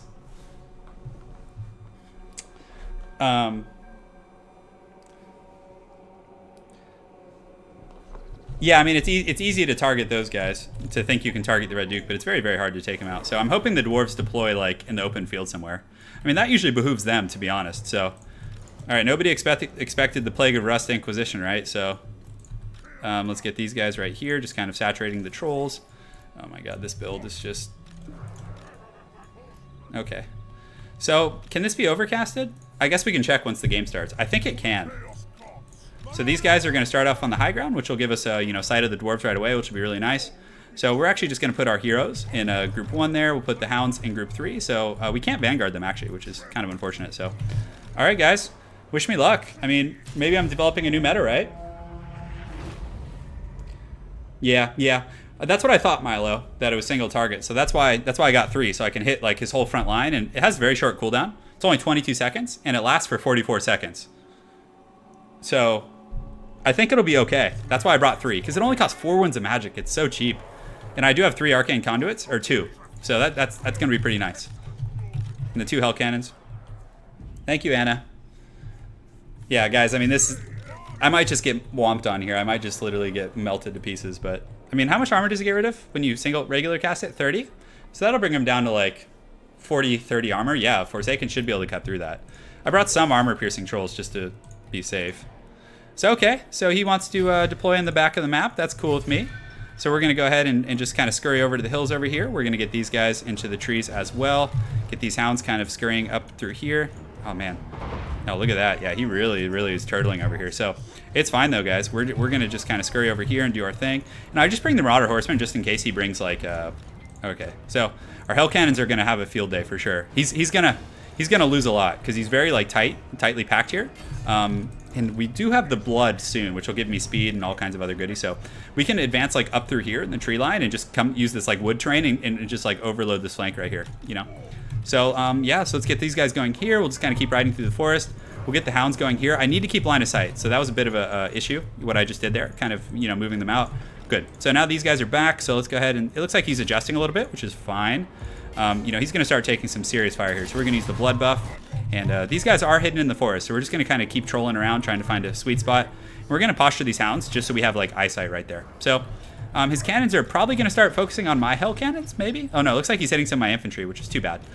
So let's go ahead and get over here. And now our hell cannons are going to start shooting. So this is a good spot to shoot because there's like 3 stacked right on top of each other. And these ones we probably want to hit the Grumbling Guard. So that's going to be pretty solid as well. So, yeah. So he actually, if he doesn't notice these, oh, look at that. That was a nice one right there. So if he doesn't notice these hounds, we might actually be able to just charge in there and get some good damage. So let's actually just go here, pull these guys over here, and just get ready to go. We don't have time for games. So if he's not paying attention, he's actually going to let his cannon get like shut down here, and that's pretty worth it for my hounds. So you can see he pulls those guys out. We're doing a little bit of skirmishing here, which is fine. We do have the boom. So let's bring the boom, boys. So we're shooting in there, not doing massive damage yet, but we're just going to keep focusing on the Crumpling Guard. And does he have some Dwarf Warriors? And it looks like he has the Peak Gate Guard over there, so that's pretty good. So the Marauder Horsemen, we can go ahead and just start throwing at these Longbeards with the great weapons, put them in skirmish mode, just line up our troops in the forest here. And yeah, so we're going to do pretty well. They are in skirmish, so they'll shoot and keep moving. He doesn't really have any missile units, so it's very much a Dawi Death Star. So, all right, let's just go right down the pipe, guys. No more games. So, yeah, hopefully the Hell Cannons can perform, well. For sure. So we need to hit those guys. We need to hit the, yeah, probably shoot back here at the Peak Gate Guard. That's going to be pretty important. So, all right, guys, let's do it to it. Let's have some fun, and hopefully the Plague of Rust can melt that front line. So we're going to get these guys here. We're going to get these guys focusing here, and just try and collapse the front line as best we can. But, man, we're taking some serious casualties. So we're going to get these guys going here, and we're going to also cast the Plague of Rust on these guys here. We're going to cast one on these guys, and we're also going to cast another one on these. So I don't know how well this is going to work, guys, but, let's hope for the best. So let's shoot in here, do a little bit of collateral, and let's pull these guys back. We don't want to let him get a free engagement like that. So the Marauder Horsemen, we're going to pull them in here and just kind of position them behind. And our 3 Lords, we can kind of get them in, fighting. And it looks like we actually are doing okay. So let's get these Aspiring Champions in here, have my Lords actually fight here. And we want to make sure to use those Arcane Conduits because we do have them. So definitely no downside to doing that. So the Hounds, right now, we need to find a place to sneak through and get to those cannons. That's going to be really nice.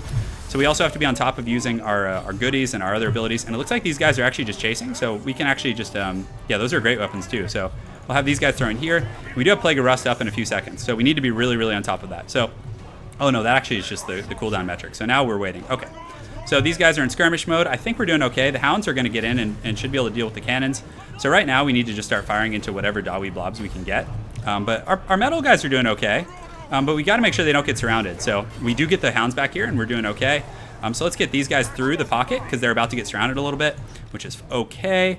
We do want to get one of these guys over here as well because, again, we don't want them just dealing with Dwarf Warriors and things like that. So, all right, cool. So Plague of Rust is up. So let's go ahead and rust these guys. All right, so far so good. We'll go ahead and rust some of these guys over here. And do we have another one? I think we do. So we're going to rust these Hammerers here as well. So our Hounds are able to clean up these cannons. We're going to put these guys in a separate control group, in group 3. Man, I don't think it's working, guys. Oh, man, a lot of my troops are just getting put in a can.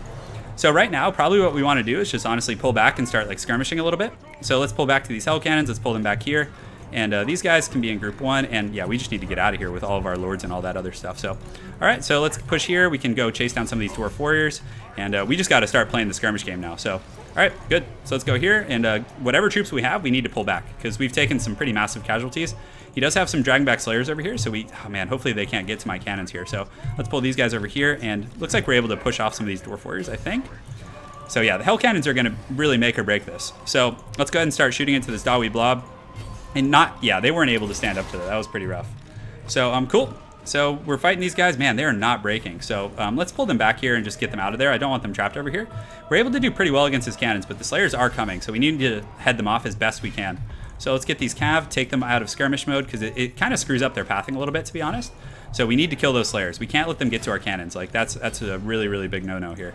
So let's get our Lords, have them come up and around like so. Just keep the Hell Cannons firing in here and just doing as much damage as we can. Because, guys, we have a ton of ammunition left. And even though this game might seem over, it's not. I think we might have a chance here of coming back. If we can prevent these Hell Cannons from dying, we're going to be okay. We do still have 3 heroic units. And, I mean, his army's pretty tattered. We actually still had some trolls fighting over there. That's pretty funny. So, yeah, Plague of Rust, yeah, it's doing okay. But we do really need to slay these Slayers here. That's going to be really, really important to victory. But, Forsaken are going to be really, really good at that. So we're going to pull our Lords here, and get these Aspiring Champs going here as well. And we really need to head these guys off. It's going to be very, very important. So we do get a bit of a rear charge there, and we are going to get some good throwing weapons. And thankfully, these guys are unbreakable, guys. So that's a pretty nice situation. So let's go ahead here and just jump on them. Keep these Hell Cannons firing into the Dwarf blobs. And he's probably going to run into the forest here. So let's pull these Forsaken back here and just have them kind of reposition. Man. Yeah, I would have done really well if I had the black coach, undoubtedly, guys. So we're going to use Plague of Rust on these guys here to make them a little bit squishier. Just keep throwing axes in on these Dragonback Slayers. It is unfortunate that I'm losing this, so we're going to move the crews away.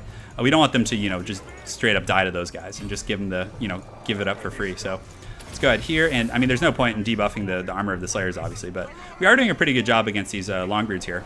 We should be able to finish them off, and with the throwing weapons and other things like that, I think the Dragonback Slayers will die relatively shortly.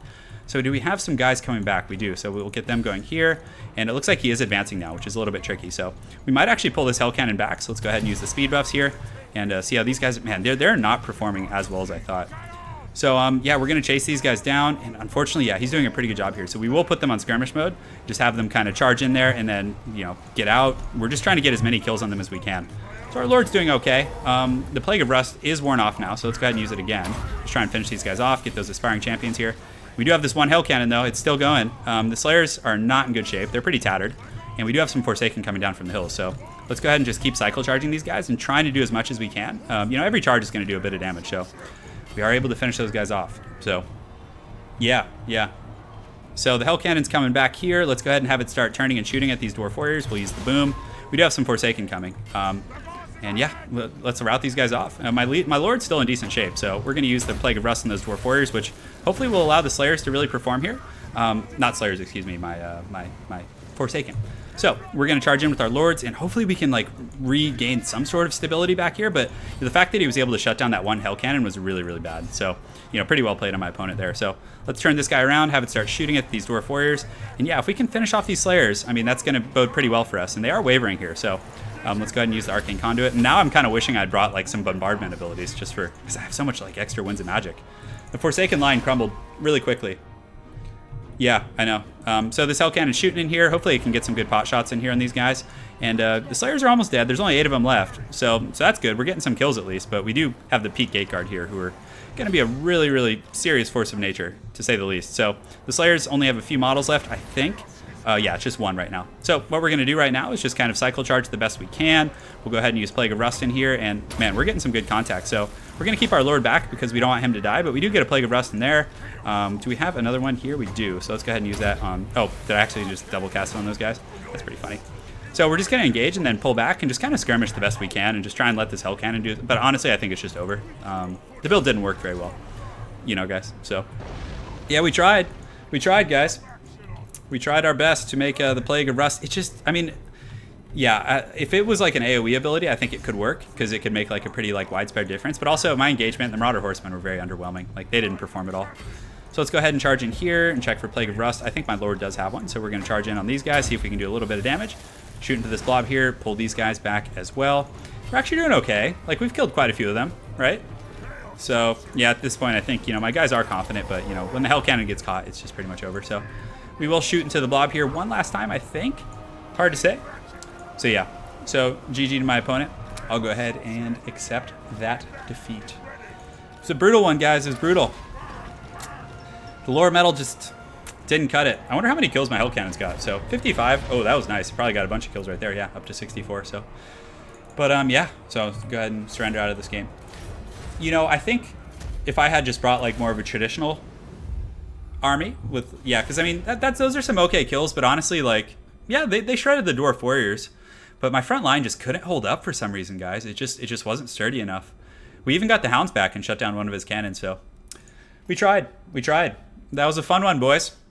So all right. So now let's see. What do we want to do? Oh, I know that one battle, Dimitri, was so good. It was so good. So we'll do a bit of a regular battle. We'll do one more quick battle here, and then we'll do a subscriber battle after that. I know, I probably should have brought Transmutation or something else. So I don't know if this is the same guy, but it might be. So looks like he's playing Wood Elves. So let's see, do we want to play Bretonia? We could play Bretonia. That could be pretty fun. Do we want to play Bretonia? Or do we want to play Empire? What do you guys want to see?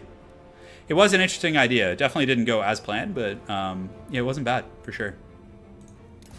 So yeah, let's play. Oh no, let's play, guys. It's time. It's time for Big Papa. He's coming out. He's coming out of the trenches to do some work. All right, I'm excited for this. This is going to be really fun, guys. So the Bonewood Staff. We're going savage. We're going full savage mode. You guys like this? You ready? You ready for this? Oh yeah, that feels good.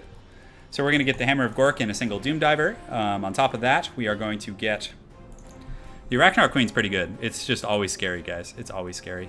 Goblin Big Bosses are also very good in this matchup. They're quick, they're mobile, they can deal with Wood Elf Heroic units. Just solid pick all around. So on top of that, we're going to get the Rusty Errors and some Night Goblin Archers. I probably want some regular Biggins too. So let's go ahead and trim this army down just a little bit. Probably get rid of that Doom Diver, I think, and get another group of Biggins. Come on, you guys are going to dig this. This is going to be fun. Oh man, I feel like not having any cav is a bit of a issue though. The Arachnar Queen is just so expensive, guys. It's so expensive. Let's cut the Queen. Let's cut the Queen. It hurts. It pains my soul to do that, but it just opens up so many other options. So we're going to get some Goblin Wolf Riders, very good at pressuring. Orc Boar Boy Biggins, I don't know how big of a fan. Luke, I'm glad to hear that you have a massive erection. That is very encouraging to this game.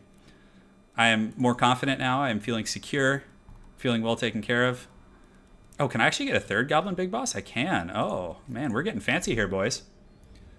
Not enough Savage Boars. Okay, I could probably get a group of Orc Boar Boy Biggins. I mean, yeah, we can get one group. Why not? That's a pretty scary front line. The Savage Orcs do really well. But Effigy to get with this like firing squad can be really, really scary. So hopefully he's not watching the stream. Because this build's pretty easy to counter if you see it happening. So, oh, Sauce Man, I have like the best stretches.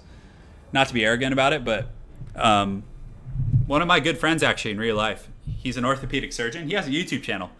If any of you guys have ever heard of Dr. Levi Harrison, he does a YouTube channel. Basically, all it is wrist exercises for like people with hand injuries and gamers and stuff. So I get all my exercises from him. It's pretty good stuff. Yeah. I do have Foot of Gork, yes. This is a big army, boys. Ugh.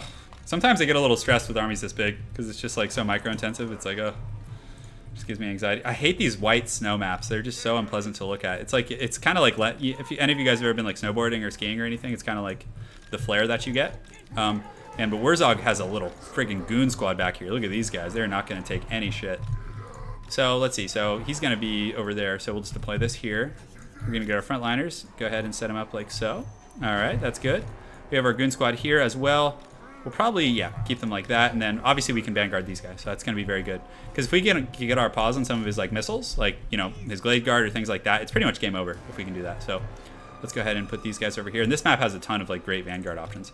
So these guys are going to be in group 2. So let's go ahead and posture them here. And good. I think we're solid. Yeah. No, I try and be nonchalant. I'm glad you guys like that. So, yeah, thanks again for everyone for joining. Yeah, no, I massage the triceps. I do the shoulder too. Everything. Yeah, because that's where all the stress kind of stems from. So, all right. So let's go ahead and start. Oh no, Treekin for days. This is gonna be bad for our Savage boys. It's okay though. The boys don't care. They're always ready to go. So he still does have some Eternal Guard. So, and he has some vulnerable units. What is that? Is that a Tree Man? So what Lord does he have? So it looks like he has Orion. Oh, he has Mel Gibson, actually. Interesting. So the Rusty Airs will be really good here. So we really need to like put a focal point on those guys. So let's get our Gobos riding over here, start pressuring his flanks, making him feel a little bit uneasy. So, but yeah, the Savage Orcs are not going to have a good time in the front line. Yeah. Wurzog gives erections. Yeah, I mean, yeah, I hear that. That's true. Foot of Gork isn't going to be that great here. I mean, we might be able to get something, but man, those trees are going to be hard to deal with for sure. So, all right, so we're going to set up here. We do have these Gobos coming in here, so we're just going to kind of go here, be really, really aggressive, pressuring that back line. And yeah, just get ready to party, guys. So the Orc Boars and the other guys, we probably need to keep them in the back and just go after some tree can or things like that, because they do have the anti-large and armor piercing. So we might actually start over here on this flank and start working our way down, which should be pretty good.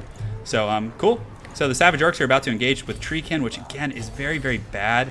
But we're gonna set up our Gabo missile squad right here, which should be fine. And we're going to engage on those Treekin here, get these guys here, and just try and do our best really. So right now we're just kind of looking for the open missile opportunities here, just kind of seeing. But he's keeping the spears back, which is fine. But we're able to get an isolated group of Treekin over here, and we're also going to use Ere We Go right over here. So let's go ahead and use it on these guys, and yeah, you can see they're not holding up terribly well. So our firing squad is now in position. We're going to shoot that tree man down. We're going to pull these big ones over here as well. And you can see we're able to just route those guys extremely quickly. So we really want to get in on those missiles, though, but we don't really have a great opportunity to do so. So, man, we're able to do some serious work here. So we're just going to continue to push down. We're able to break those group of Treekin. So we'll use these Gobos actually to just push them off the battlefield. That's going to be pretty good for me. So our Goblin firing squad is in good position. They're taking out that tree man, no problem. We do have some big ones here. And, man, the Savage Orcs really aren't doing that badly, actually. I'm pretty impressed. So you can see over here, my opponent is trying to, like, form this really tight defensive pocket. But, man, we're going to get in there on some of those guys. And these guys chasing those Treekin is going to be really solid. So we're just kind of working our way down with the armor piercing and the rusty arrows. Look at that tree just get trash canned. Oh my goodness. So now we're just going to push through right onto his core, just continue working down the line. And man, we are actually doing really, really well for ourselves so far. So let's go ahead and cast a Foot of Gork in here just because it's fun. I know it might not be competitive, but we're just going to do it and not care. So yeah, we're doing good. The Savage Orcs over here are getting crumbled a little bit, but the Hammer of Gork, oh yeah, that felt good. That felt good, man. All right, so we were able to get these Treekin off, so let's go ahead and chase those ones off now. And yeah, we'll just keep working our way down. So we should push in with the big ends and some of these other guys. And we do have all these missiles focusing down the trees now, which is really, really good. So, oh, that Branch Wraith is isolated. Oh, baby. Give me that sugar. So we're going to use the Effigy of Daggett. This is exactly what it's used for. So you just pop that, and he's going to get the dirty for sure. So we Effigy him, and now we're just going to get in and just go just freaking doggy style on that guy. So right now we're just shooting in on these trees, doing a pretty good job. The Hammer of Gork is continuing to shoot. We're able to rout off a lot of missile units, and we haven't really used the Wah yet, so we're going to get a little closer. And we did effigy that guy, and we're going to use the Wah, and man, he's just going to get put down by this Goon Squad. So the Goblin Wolf Rider is actually doing a decent little job, so we're going to pull them back, have them help out over there. And the Savage Orcs, we do have some coming back from route, so we'll push them back in against these Eternal Guard. And yeah, once we can kill this Branch Wraith, that's going to be really, really nice. But he still is getting through a lot of my front line. I mean, he does have a pretty healthy little Treekin core, so we need to just keep working those trees down and just doing the best we can. The Balance of Power is pretty heavily in our favor, so we're going to use Ere We Go over here. Still a very, very solid ability. It does have an AoE effect, so it's going to hit like everything in this radius, I think. Yeah, it does. Great. So we hit that. The Branch Wraith, all of his healing is going to be gone after this. So that's really, really good stuff. And you can see he does have some isolated missiles back here, so that's very good as well. And the Gobbo firing squad, let's go ahead and split them up a little bit. But man, his trees are taking a beating. And now that Savage Orcs are like in on squishies, the Savage Orcs cut through Eternal Guard. Like they just go balls deep on those things. So yeah, so a lot of his guys are routing. We have some Goblin Wolf Riders. The Effigy of Daggett was able to trap Homeboy. Oh, Mel Gibson does not want any of this, guys. He does not want 3 Goblin Big Bosses and Wurzog. That's going to be really, really rough. So Mel Gibson's going to get surrounded right now. We do have some big ones in here who are really going to thrive. And you can see the Savage Orcs are just pushing through, and they're just going to just have a field day with these squishy elves back here. So yeah, this is great. And you can see the Balance of Power is going very heavily in my favor at this point. Mel Gibson's isolated. He's trying to go after Wurzog, but it's not working out too well for him. So we're going to form a new battle line here. And that's all she wrote. So let's go ahead and, or we can cast that one too. So hopefully you guys don't mind seeing these games again. I want to show everyone else on the channel because that was a pretty cool build. I think so. Yeah, praise to Gork. Yeah. Yeah, that was great, man. So the Treekin, you think, but man, Savage Orcs just perform well. That buff they got, I mean, granted, those guys do magic damage, so I guess the buff doesn't really take into account. So praise to Gork for sure, boys. Praise to Gork all day. I mean, I think Greenskins are probably my favorite faction to play right now. They're just so good. So good. The buffs to the Savage Orcs is just incredibly strong. Yeah, whatever my girlfriend says is, that's my follower.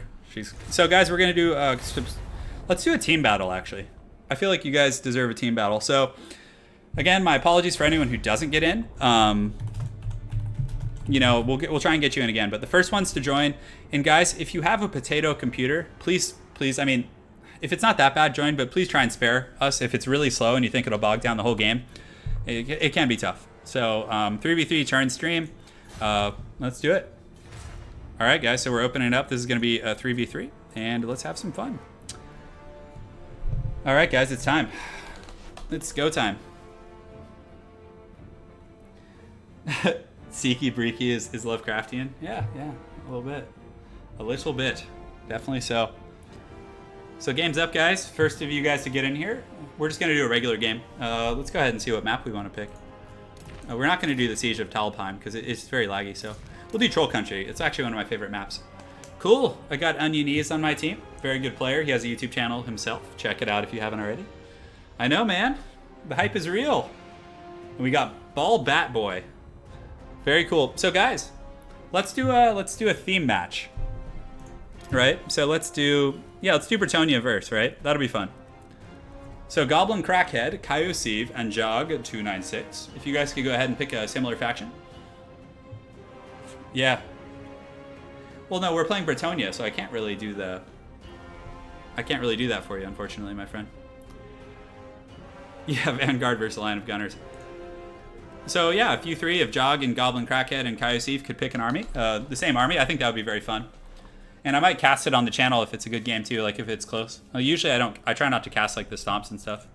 But yeah, we're gonna start picking our army right now. So I'm actually squatting on my chair right now. For those of you that were wondering, it's very, very important news to share with you all. So cool. Oh man, vampires. All right, this is gonna be spooky and scary, guys.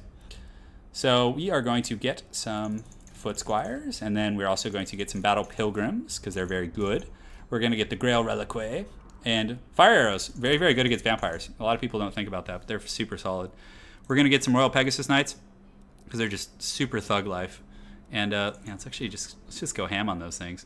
I feel like I need some spears of some sort, you know.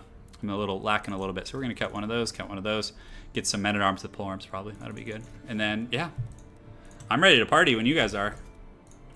Cool. Knight Errants in the front line. 2 Luminarchs? No Luminarchs in Bretonia, unfortunately, my friend. Parvis, Laceratus. I don't have an Adidas hat. I do have an Adidas like tracksuit top, but it's hidden somewhere in here. I don't know where it is. I don't have too much Adidas stuff, unfortunately. So, yeah. So, guys, is Lady Turin doing a pretty good job? Oh yeah, I should put my thing up so you guys don't troll me. Yeah. All right, let's go ahead and put this here. Yeah, that's right. You guys can't see my build anymore. Yes. Thanks for subscribing. Appreciate it. Appreciate your support. As always, my friends. This is a pretty big investment here, but I think it'll be pretty good. These guys are a terror for sure. Well, I'm gonna let one of my allies get that. Let's go ahead and look. I'm gonna look through my allies' armies. Very nice armies, guys. Both of them have very, very good armies. You vampire counts are in trouble. And we have Alberic, and we have King Lewin. We literally have all the lords, which is pretty sweet. So, what's a good a counter for squires, for vampire counts? Crypt Horrors. Crypt Horrors will trash can foot squires. They'll just flip them upside down, just do all sorts of nasty things to them. Crypt Horrors are a really good pick, and also Mortis Engines are really strong. So if you just get like standard... Vampire counts are really good against Bretonia. It's really good. So, Dimitri, to address your question pertaining to me embracing my inner Slav, I actually don't have any Slav ancestry myself. I'm Irish and Italian, and in a little bit, I'm actually like 5% Native American, believe it or not. But I'm going to be living in Poland in July and August with my girlfriend, Lady Turin, and yeah, I'll embrace my inner Slav there. You guys will get a lot of squatting stuff. Maybe I'll do like a little documentary on like our lair. It's going to be sweet. Because with the YouTube channel, I mean, and again, thank you to any of you guys in chat. I got to say thank you to supporting me on Patreon. It's great because when I go to Poland, I have a full-time job here in the States. Pays pretty well, gives me medical. I have my own apartment and everything, but again, it's expensive here. But when I go to Poland, I'm going to be surviving mainly off the YouTube channel, and you know, those sort of things. Also, maybe some freelance writing. I've done that on the side. But again, for any of you who support me on Patreon, it really helps a lot. Yeah, Cryptors are really strong, but they are weak to fire, so the peasants with the fire arrows are going to be pretty good. So, hopefully there's no potatoes, so the game will be fast and fluid. Yeah, we have a pretty sweet lair in mind, actually. Anna and I, Lady Turin, the Hateful Raspberry. It's going to be sweet. And for any of you guys, you know, that live in Poland over summer, maybe we can all meet up in like Old Town Warsaw and go out drinking or something. It'll be fun. I'm going to be there for 2 months. Yeah, like probably 2, maybe 3, but probably 2. We'll probably be there for July and August, and then after that, Lady Turin and I are going to move back to California, to the United States. Why am I going to Poland? Yeah, so we're going to Poland because basically we've had some troubles with the U.S. Embassy in terms of the tourist visa and all that. So, you know, I'm going to take a little bit of time. My job's very stressful. I work like 70 hours a week, so I'm just going to take a little bit of a vacation. And, you know, the rent is cheap enough there that I can get away with it, and we can stay. And I get to be with the love of my life and we're gonna have a good time. It's gonna be really fun. Man, she's a trooper. She's still up. All of you folks in Europe, man, you guys are bosses. I know. I am so good at squatting. My form is perfect. It is perfect. I don't know, like I can't really squat in here and show you guys because I'd have to like lower the camera to the floor. So you got $20 on the vampire accounts. I'm almost willing to take that wager. I would bet you that, I think. Maybe future games. Maybe Lady Turin and I will start like a gambling website, like a gaming gambling website where you guys can gamble on my stream. Wouldn't that be fun? Just like dog fights, you're just like gambling on the subscriber cockfights. It's pretty hilarious. All right, so let's go ahead and get these boys all lined up here in the front, like so. Let's go a little bit wider. Troll Country is actually one of my favorite multiplayer maps. It's just so cool. Like, and I always seem to have like epic battles on it. I don't know why. It just seems to be the case. So cool. So we got these guys set up here. The Grail Reliquary in the front and center. Fey Enchantress also needs to be in the front. Very, very strong character. We're gonna put these guys in the back, just kind of plugging up there. And these Royal Pegasus Knights, if these guys brought any air, they're just gonna have a really bad time. Royal Pegasus Knights, I think, of all the new Bretonnian like Air Force and Cav, I think they're going to be one of the most competitive best units. They have 61 weapon strength with a massive anti-large bonus. And they have pretty good armor piercing too on top of all that. Like, it's really incredible unit. Hey, thank you, Josh Green. I appreciate it. Yo, I love Warsaw. Well, we're not going to live in Warsaw. We're going to live... I don't know how to pronounce the name of the area we're going to live. So I'll let Lady Turin address that in chat. For 40 euros from... Yeah, I'm going to have a secondary career as a stripper. Hey, Michael. Yeah? Can't wait, man. Let me know what kind of job are you trying to get, Michael? Out of curiosity, if you don't mind me asking about your profession. Like what you want to do. So Sauceman, I can travel to Europe no problem with the visa. I can stay for 90 days, so it's a pretty good deal. 90 days, 5 players ready. So your vampire count's ready to just get the Bretonnian Wrath right now. Get the little bit of Chalice of Potions. Oh man, chat's getting out of control. Yeah, Michael, you gotta be the innovator. Michael, you should start a YouTube channel, and all you should do is Big Black Coach. That's it. Every single video, just Big Black Coach builds. All right, guys. So let's advance a little bit and let's have some fun. That is a freaking massive army. Oh my goodness, but not a lot of air. And that Terrorgeist, guys, is gonna get the long Pegasus D, if you know what I'm saying. Yeah, see you later, Marco Morelli. Thanks for joining. Are you Italian, by the way? Sounds like it. My last name is very Italian, myself. You guys would pick it up. Oh my goodness, these Royal Pegasus Knights are gonna just have a field day with this Vampire Count's Air Force. I think, yeah, you can see the Terrorgeist running for the back of the map already. Oh, that's too much. That's so good. I love it. All right, we will meet our foes head on. Oh, look at those Fellbats just get put down. That feels good. And oh, we have some blessed trebuchets in the back. Oh, that's so gangster. You want to teach philosophy? Oh, you want to be a teacher? Is that what you're saying? Very cool, man. That's awesome. Well, good luck with that. Seriously, man. It's going to be cool. So we got some, yeah, you can see a little bit of Invocation of Heck going off. Goblin Crackhead getting a little down and dirty over there. But the Bretonnian Peasant Blob, we got some Knights of the Realm coming around. There's a lot of scary stuff for our Vampire Counts friends here, guys. Oh, and you can see those blessed freaking things coming in there and blessing that shit. Blessing it so hard. Yeah. So just keeping these Royal Pegasus Knights in the back, just waiting. I mean, look at that terror, guys. Look where it is, guys. If any of you guys are watching, like, it's literally in the Shadow Realm right now. So just looking for things that are weak to fire mainly. That's going to be really, really big. So we're going to focus that Necromancer with our missiles. That's going to be really good. And just kind of wait otherwise. There's no point in us advancing. Just going to wait for these Chalice cooldowns. And you can see the Necromancer is going to start taking some pretty heavy fire damage because he is weak to fire. So, yeah. So looks like the battle's about to get started. Oh, the Vampire Counts are getting ham over here, though. Look how aggressive they're being. Man, who is this? This is Kaiosiv. Good luck, man. Oh, no. Oh, no. Winds of Death. So look at this. You guys ready for some Matrix shit? Oh, no. Oh, look at that. That's like the Matrix straight up, guys. That was straight up the Matrix. So, yeah, we're in good position. We didn't take any damage from that Winds of Death. So that was good. I'm very used to Matrixing that, by the way. Like, that's something that I do all the time. Everyone tries to get me with that. So, all right, we'll get the Grail Reliquary going in here. We're going to keep the halberds and auxiliary, but look at the peasants just put that thing in a can. Like, they're just dumpstering it, which is great. So, no need to engage the royal dudes right now. We're just going to chill. We're going to use an overcasted heal right there. Looks like we do get a little bit of penetration from my opponent over there. So we should be able to finish off that Necromancer pretty quick here. And the Fey Enchantress, let's go ahead and use the bombardment right here on these Cairn Wraiths, which should be pretty good.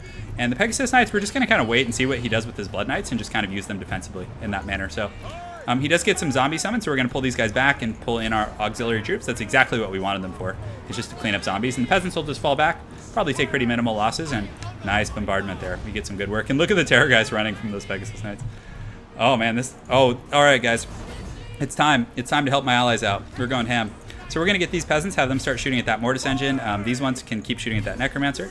I think our front line's holding up pretty well. The Fey Enchantress is very, very tough to deal with. So we're going to use that buff here. Do we want to go in and dive that? It's a little bit of a risky dive, but I think we can just finish it real quick. So we dive in, but no, we don't want to get too aggressive there. So we're going to pull out now and just let our peasants and our other troops. So he gets another really nice zombie summon. So we're going to pull back here and just keep these guys. Let's just pull the Pegasus Knights. Oh, man. Yeah, we can pull these Battle Pilgrims, actually, and have them clean up shop there. So we do have a regrowth. Let's go ahead and see who's taking a lot of damage. We'll go ahead and use it on these Foot Squires here. We'll use the Arcane Conduit. Just kind of wait and see. He's being very conservative with these Blood Knights, but we do have these Foot Squires here as well. So Goblin Crackhead going pretty ham, but I think we're good, guys. I'm not sure how it's going for my allies. The balance of power looks relatively even. So yeah, I don't want to go after these zombies. I feel like that's a huge waste, but might as well. I mean, they're not doing anything anyway, so. He's summoning a lot in the back line, but we do have these peasants in pretty good shape. We're able to kind of keep scurrying around. And the Pegasus Knights, honestly, should clean up shop pretty quickly here. Pretty wild battle, though, like everywhere. It's hard to tell how it's going for my allies. But I think my front line is holding up quite well. So he is coming around with these Blood Knights now, so we're going to get our Pegasus Knights over there to help out. He did outmaneuver, so we're going to pull them in that pocket, like so. And, you know, I think we're going to have a pretty good situation here. So we're going to use that heal in the front line. We're getting a pretty good drain, and the Pegasus Knights are going to charge in, supported by halberds. They should be able to clean up shop here. But yeah, it's really hard to tell how this is going, actually. So we're going to pull some more of these troops in the front line. We do have some Battle Pilgrims and some of the other guys doing a pretty good job, and we're able to actually get a nice little charge on those Blood Knights and zone them out. So we do have the peasants here who have come back, so we're going to switch here, get our royal dudes over there, and hopefully we can just kind of keep like pressuring these Blood Knights, but they've taken a bit of damage. And our front line is healthy, I think. It's in pretty good shape. We do have the Grail Reliquary, but it looks like he might be going after this guy. It's hard to say. But the Halberds and the Pegasus Knights with their anti-large are going to do a really, really good job there. So, yeah, hard to say. I think the Vampire Counts might be winning over there. So it's going to be a very wild battle, but we're able to get on these Blood Knights. We do have the anti-large, and Halberd supporting is going to be a really, really big factor. So we need to keep the Fey Enchantress here to keep these troops fighting. She is doing that perpetual magic damage, which is draining those guys really, really well, actually. So, yeah, so this battle is pretty nuts, like all across the board, and the Vampires look to be winning against Borderloo over there. So very, very tough stuff. I mean, it's pretty rough to tell how it's actually going. So we're going to use this heal on these Pegasus Knights, which again are going to be one of the things that are going to potentially win us this game. We do have these peasants back in action, but they're going to get rode down by Blood Knights, which is really tough. So we'll see if we can pull some auxiliary reinforcements to help out, but very, very well played by Goblin Crackhead chasing those guys down. But our Pegasus Knights are able to just completely dismember those Blood Knights and, essentially do away with them.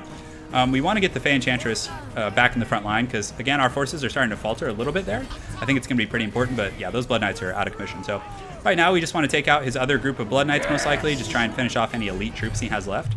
And because I think our back line is relatively secure again. So we'll start shooting here, keep these Halberds here to protect, and get the Fey Enchantress back in the front just kind of with that perpetual healing. So we'll get the bombardment here. And these Pegasus Knights, man, they're so good. They're fresh. Like the whole fight. This is going to be a good replay too. I think we have to cast this as like a team game, but those fire arrows doing a pretty good job. We have a little battle line here protecting. We get a nice little bombardment there with the Fey Enchantress, but I don't know how much longer our front line can hold. Like, we're pretty outnumbered here, so we might pull back the Grail Reliquary. We have a ton of troops and auxiliary, so it's not like we're in bad shape or anything. And these Pegasus Knights, I think, can systematically go and start crushing all of my opponent's forces here. So yeah, we kill those Blood Knights. They're pretty much done for, so we can leave and go after and start sniping all of these bad boys here. So we're going to pull these guys back here, get these guys going here. Yeah, it looks like they did come back, which is good.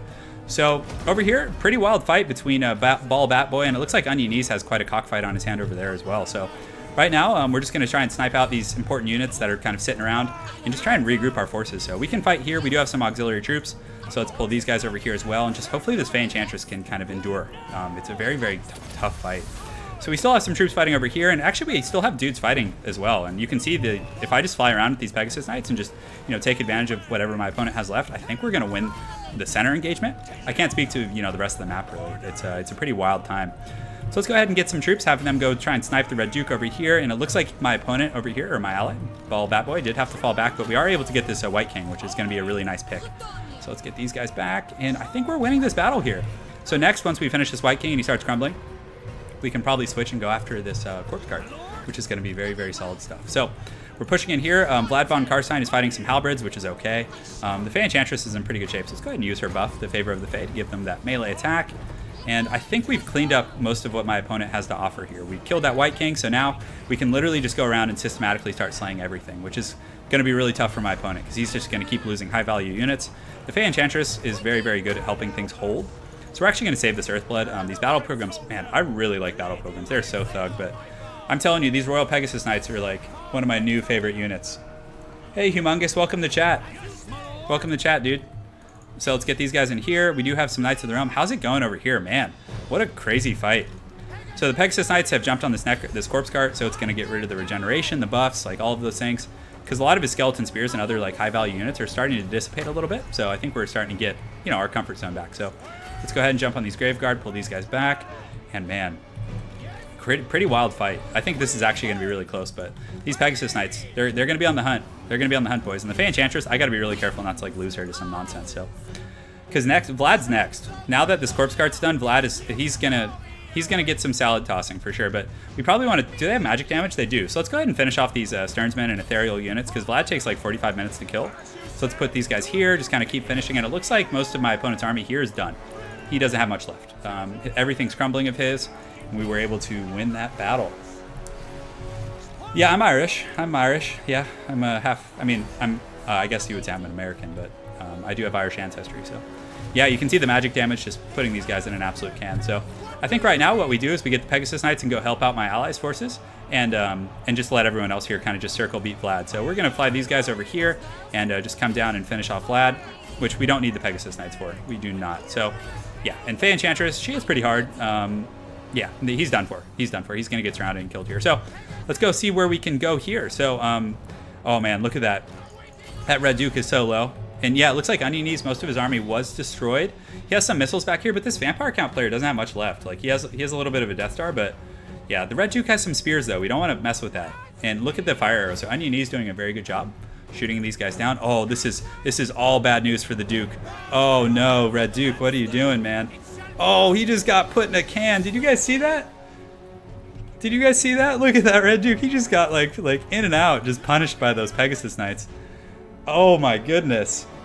Oh. All right, that was great. So let's go finish off. And it looks like Vlad should be dying here pretty soon, although he's still full health, interestingly enough. So we're gonna pull the Fey Enchantress back. Let's go ahead and use Arcane Conduit. Man, I hope you guys saw that. That was crazy. So right now we're just gonna kind of get our troops ready to go. I think Onion Knees, now that the Red Duke is gone, I think he probably could have just finished that off by himself, to be honest, because King Lewin's in great shape. So very well played by him. This is a good game though. Like this is pretty close. You can see Vlad von Karstein over here, and there's not much left for this Bretonnian force. So what we want to do is isolate units that are like out on their own like this and just kind of cycle charge them, while everyone else. Man, Vlad is taking like no damage. What a monster. So let's actually just come over here. We'll degroup these guys and let's just pull and just ignore him. So we are able to jump on some of these Graveguard here and do some good damage. And yeah, that's good. So we're just going to pull back now and let some of these Bretonnian peasant mobs come in. Just get the rest of our forces because we don't want to sit and fight Vlad. It's just such an atrocious situation. So yeah, the White King, is it on foot actually? Interesting. So he has a White King on foot. I wonder what ever happened to that Terrorgeist. Yeah. I know. Seriously, those Royal Pegasus Knights were just doing some massive work. So we're going to try and finish off this White King now. And I think we can honestly just polish off the rest of my opponent's army now. So we're going to get an Overcasted heal right here. We have the Winds of Magic, so we saved up for quite some time. So the Pegasus Knights are going to get in here, and they should be able to finish off all this stuff. So Vlad is trying to keep up.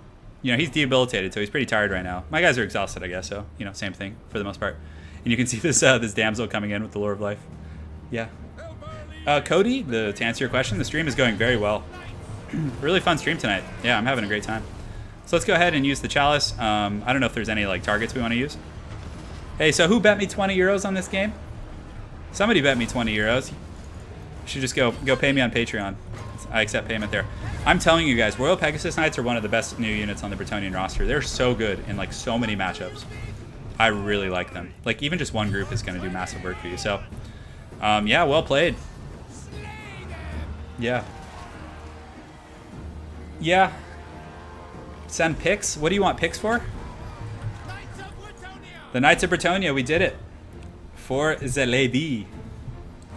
We did it. For Lady Turin. That's who it's for. So, good game. Good game, everyone. Everyone played really well. It was close. It was really close. So, 3v3 cast. There's so many good casts tonight. Like, I'm going to cast... I have to cast some of these alone. It could be the lighting. I could turn on some lights if you guys want. Benedict Cucumber Patch. Yeah, so very well played to Ball Bat Boy, Onionies, my teammates. You guys were awesome. Great game to Goblin Crackhead. You put up... That was a great fight in the middle, dude. Kaiusiv. I mean, all of you guys had good armies. The Terrorgeist was a risky pick, my friend, but fortune favors the bold. So, man, but look at that. 160 kills on those Varix Reavers. But so as far as my army, I mean, you guys saw, I mean, all my infantry performed very well. The Pegasus Knights were the true MVPs, though. True MVPs. So can't speak enough about how effective they are. So, yeah, good stuff from all those guys. It looks like Ball Bat Boy, he had the peasant mobs. He went deep with the peasants. Look at these guys. 5 kills on those guys. That's pretty good stuff. I wonder who wins in a straight fight, peasants or zombies. Sauceman, I haven't lost weight. I'm wearing a shorter sleeve shirt. No. But yeah, I liked it. That was good stuff. I mean, look at the Blessed Field Trebuchet from Ball Bat Boy. Look at that. 259 kills. That's crazy. The Onionies, he had a very similar army to myself. Less foot squires though. But yeah, I'm actually going to watch the replay and see how his front line held up. He did have some AP on the men-at-arms, but it seemed he kind of kited back and then re-engaged, but he got a ton of kills. But his Pegasus Knights did die. I wonder how they took losses. They probably fought Blood Knights, but this army, I like this army from Jag. Pretty cool. Cryptors, he was definitely anticipating a foot squire spam. I wonder if he ended up fighting actually against the Battle Pilgrims. That would be pretty interesting to see. Yeah, and the Goblin Crackhead with that Skeleton Horde. Yeah, the Blood Knights had a little trouble. The Pegasus Knights can really dictate the pace of that battle. So well played, everyone. Good stuff. Yes, I did have some. So very good game to all of you guys. I'm going to do another quick battle. I don't pump iron anymore. I do some push-ups at night. I used to do jiu-jitsu, wrestling, quite a bit. Actually, let's have a subscriber cockfight. I'm going to give my hand a little rest, and then I'll do some more quick battles. So, Turin stream, 1v1 cockfight, subs. All right, guys, so check out the game. And thank you guys who joined. You guys all seem to have pretty good connections. That game was really smooth. I really dig it. So thank you guys again. You guys are awesome. Make sure, yeah, I know Bulk, if you're still in here, make sure you send me that replay. I'll go ahead and check my email soon. So the password is lowercase, it's Turin. So let's get a sub cockfight. Yeah, Anna, I'm probably gonna do a subscriber cockfight, and then I'm gonna call it a night after that. Like I'll do this and then one more quick battle, and then we'll call it a night. So, all right. So anyone who wants to battle, join up. Humongous. I weigh 170 pounds. I'm about 5'10" and a half, 5'11", 170. So no, I didn't wrestle. I did jiu-jitsu. So I did it at a martial arts gym, a jiu-jitsu academy. So yeah, all right, cool. So Kaiusiv and Thorin Oak. No, my name is not Turin Potato Spaghetti. My middle name is Turin in real life. Yeah, Kaiusiv did really well that game.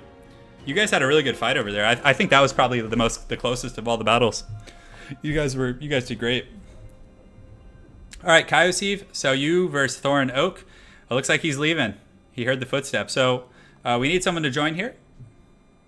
Yeah. No, I didn't wrestle in high school. I played football. I played American football. Maybe someday I'll upload my my highlight video from high school football for you guys to watch. You guys will laugh. I was much smaller in high school, but yeah, I'll upload it just for laughs. Why not? Not a Gracie gym. It's actually Dave Camarillo. So he trains a bunch of UFC fighters. Is it Dave? I hope I didn't get that wrong. So Goblin Crackhead, I hope you're ready because Kaiusiv is a very good player. So all right, so I'm gonna leave, set a spectator, and when I rejoin, Kaiusiv, if you could get rid of the slot, that would be excellent. So leaving, battles, multiplayer battles, fresh list. Come on, let's get in there. Dimitri, if you donated $300, Dimitri, I don't even know what I would do, man. Yeah. Jesus. I would probably spend it to go see Lady Turin, to be honest, for my plane tickets. So Onion, yeah, you'll need to. Unfortunately, Chaos Eve and Goblin Crackhead are in here. What position am I? I'm just a white belt. I have like the one stripe or whatever, the blue. Like I'm not great. I'm okay. I'm pretty good, I guess, for a white belt. But yeah, no worries, Onion. You're good, brother. Oh, so let me turn on my goodies. So let's go ahead and do this here. Let's go ahead and put the image up. All right, we're good. Yeah, that's right. That's what's up. Yeah, Gorilla. Yeah, I go to Gorilla Jiu-Jitsu. I did. I'm not going right now. I'm trying to save money because it's 160 US dollars a month, so it's a dick punch financially. But I mean, they're so good there. I can't say enough good things about Gorilla Jiu-Jitsu. They're freaking awesome. Like their classes, the structure is just so solid. Like you get like the fundamentals, you get plenty of time to roll. Gorilla Jiu-Jitsu is awesome. I really like those guys. Squat for 300 minutes. I don't know if I could. Looks like we got a matchup between Goblin Crackhead, who's fighting against Chaos Eve. Chaos Eve, I think I played him on ladder. Very, very good player. Yeah, my surname is Italian. Mike, to answer your question, I mean, yeah, so Anna, or Hateful Raspberry, and I have been together for a few months now. I think like, yeah, let's see, so about 4 months. I mean, yeah, it's hard. I mean, it's just you miss each other a lot, you know? Like I miss her a lot, you know, and I mean, I'm 100% certain she's the one for me, you know? So it's very easy to fight through that, you know, cuz you know at the end of the day she's the one for me. So there's no other choice. It's like, you know, I'm going to do everything I can. So I'm going to move to Poland in July. We'll live together. And then after that, she'll come back to the States with me once we get all our paperwork and everything squared away. Yeah, I can't wait. She's the best. Yeah, you guys will see. When I go to Poland, I'll make Lady Turin play some 2v2s with me, and you guys will see. It'll be really fun. To answer your question on leaderboard, I think I'm like ranked 80 or 90. It's funny, I never really climbed ladder until I started streaming and just playing like 10 games in a row. Like it's pretty crazy. Like, but I mean, I'm pretty confident I could get into the top, you know, 20 or whatever pretty easily if I just played more games. All right, let's do it. Yeah, so what was your other question? One of you guys had a question here. So yeah, I'd love to come to Ireland. Yeah, I'll probably, Anna and I will probably come there. So I'm not sure when. Maybe, you know, in the next few years. So, but yeah, my middle name is Turin, to answer your question. My last name is very Italian. I mean, for any of you guys who e-stalked me enough, you could probably find out. But yeah. My first name's Nick, for any of you who are wondering, Nicholas, Nick, whatever you guys want to say. So yeah, we'll live in Poland for, you know, 2 months during the summer, July and August, and we'll come back here. So Mike, to answer your question, what got me gaming? I started when I was like 7 or 8 years old. I started playing like, for any of you guys who know, Ultima Online was like my first love. Ultima Online and Warcraft 2, Tides of Darkness, and Warcraft 1.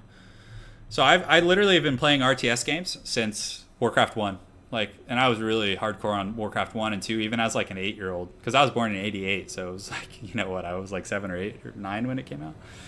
So Tides of Darkness, I played original StarCraft, I played Baldur's Gate, I played Ultima Online was like my first hard on, like Ultima Online. Oh my god, guys, that's like the best game. Anublit 90, to answer your question, I actually did play a Chaos build. I tried an all metal Forsaken build against. Thank you for subscribing, whoever that just was.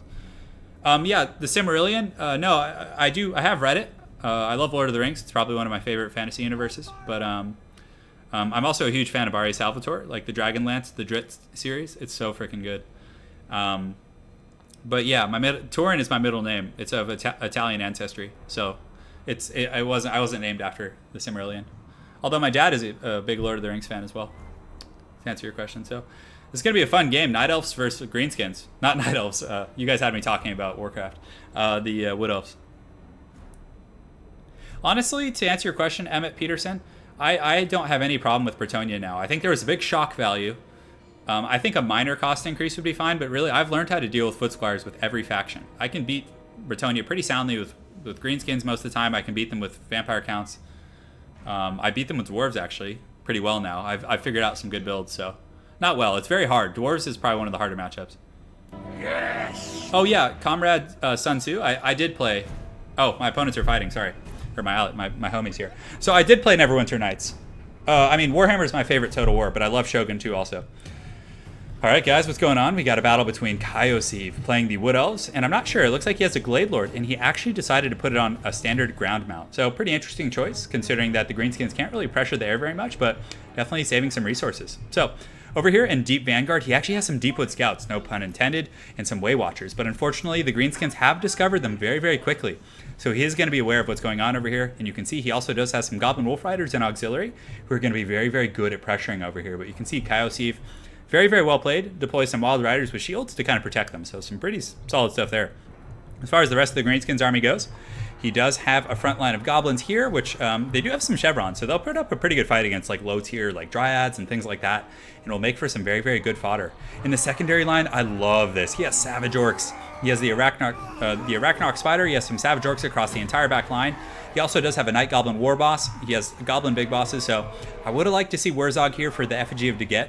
I think it's really good for locking down like Wood Elf Infantry and things like that. Or Wood Elf Heroic units. So very good stuff. But for Kaiosive's army, he has a pretty dynamic army. He has some Eternal Guards mixed in with Dryads. And Dryads do have a pretty high base physical resistance. So they're going to perform pretty well against the Greenskins, against like Savage Orcs. But they're going to trade pretty much because they both have like... Actually, no, that's not true because Dryads have magic damage. So they're going to do pretty good against Savage Orc builds. So very, very good stuff. On top of that, he does have a Glade Guards with the... What are those? Glade Guards with Hagbane tips. So he actually brought Poison, which is very, very cool. I like that quite a bit. But these Doomdiver catapults are generating massive value against these Wildwood Rangers. So Kaiosive's going to need to advance pretty quickly here, but it looks like he's very focused on this skirmish over here, and he's getting some really, really good value on dealing with these these Death's Creepers, the Forest Goblin Spider Riders. So they're wavering.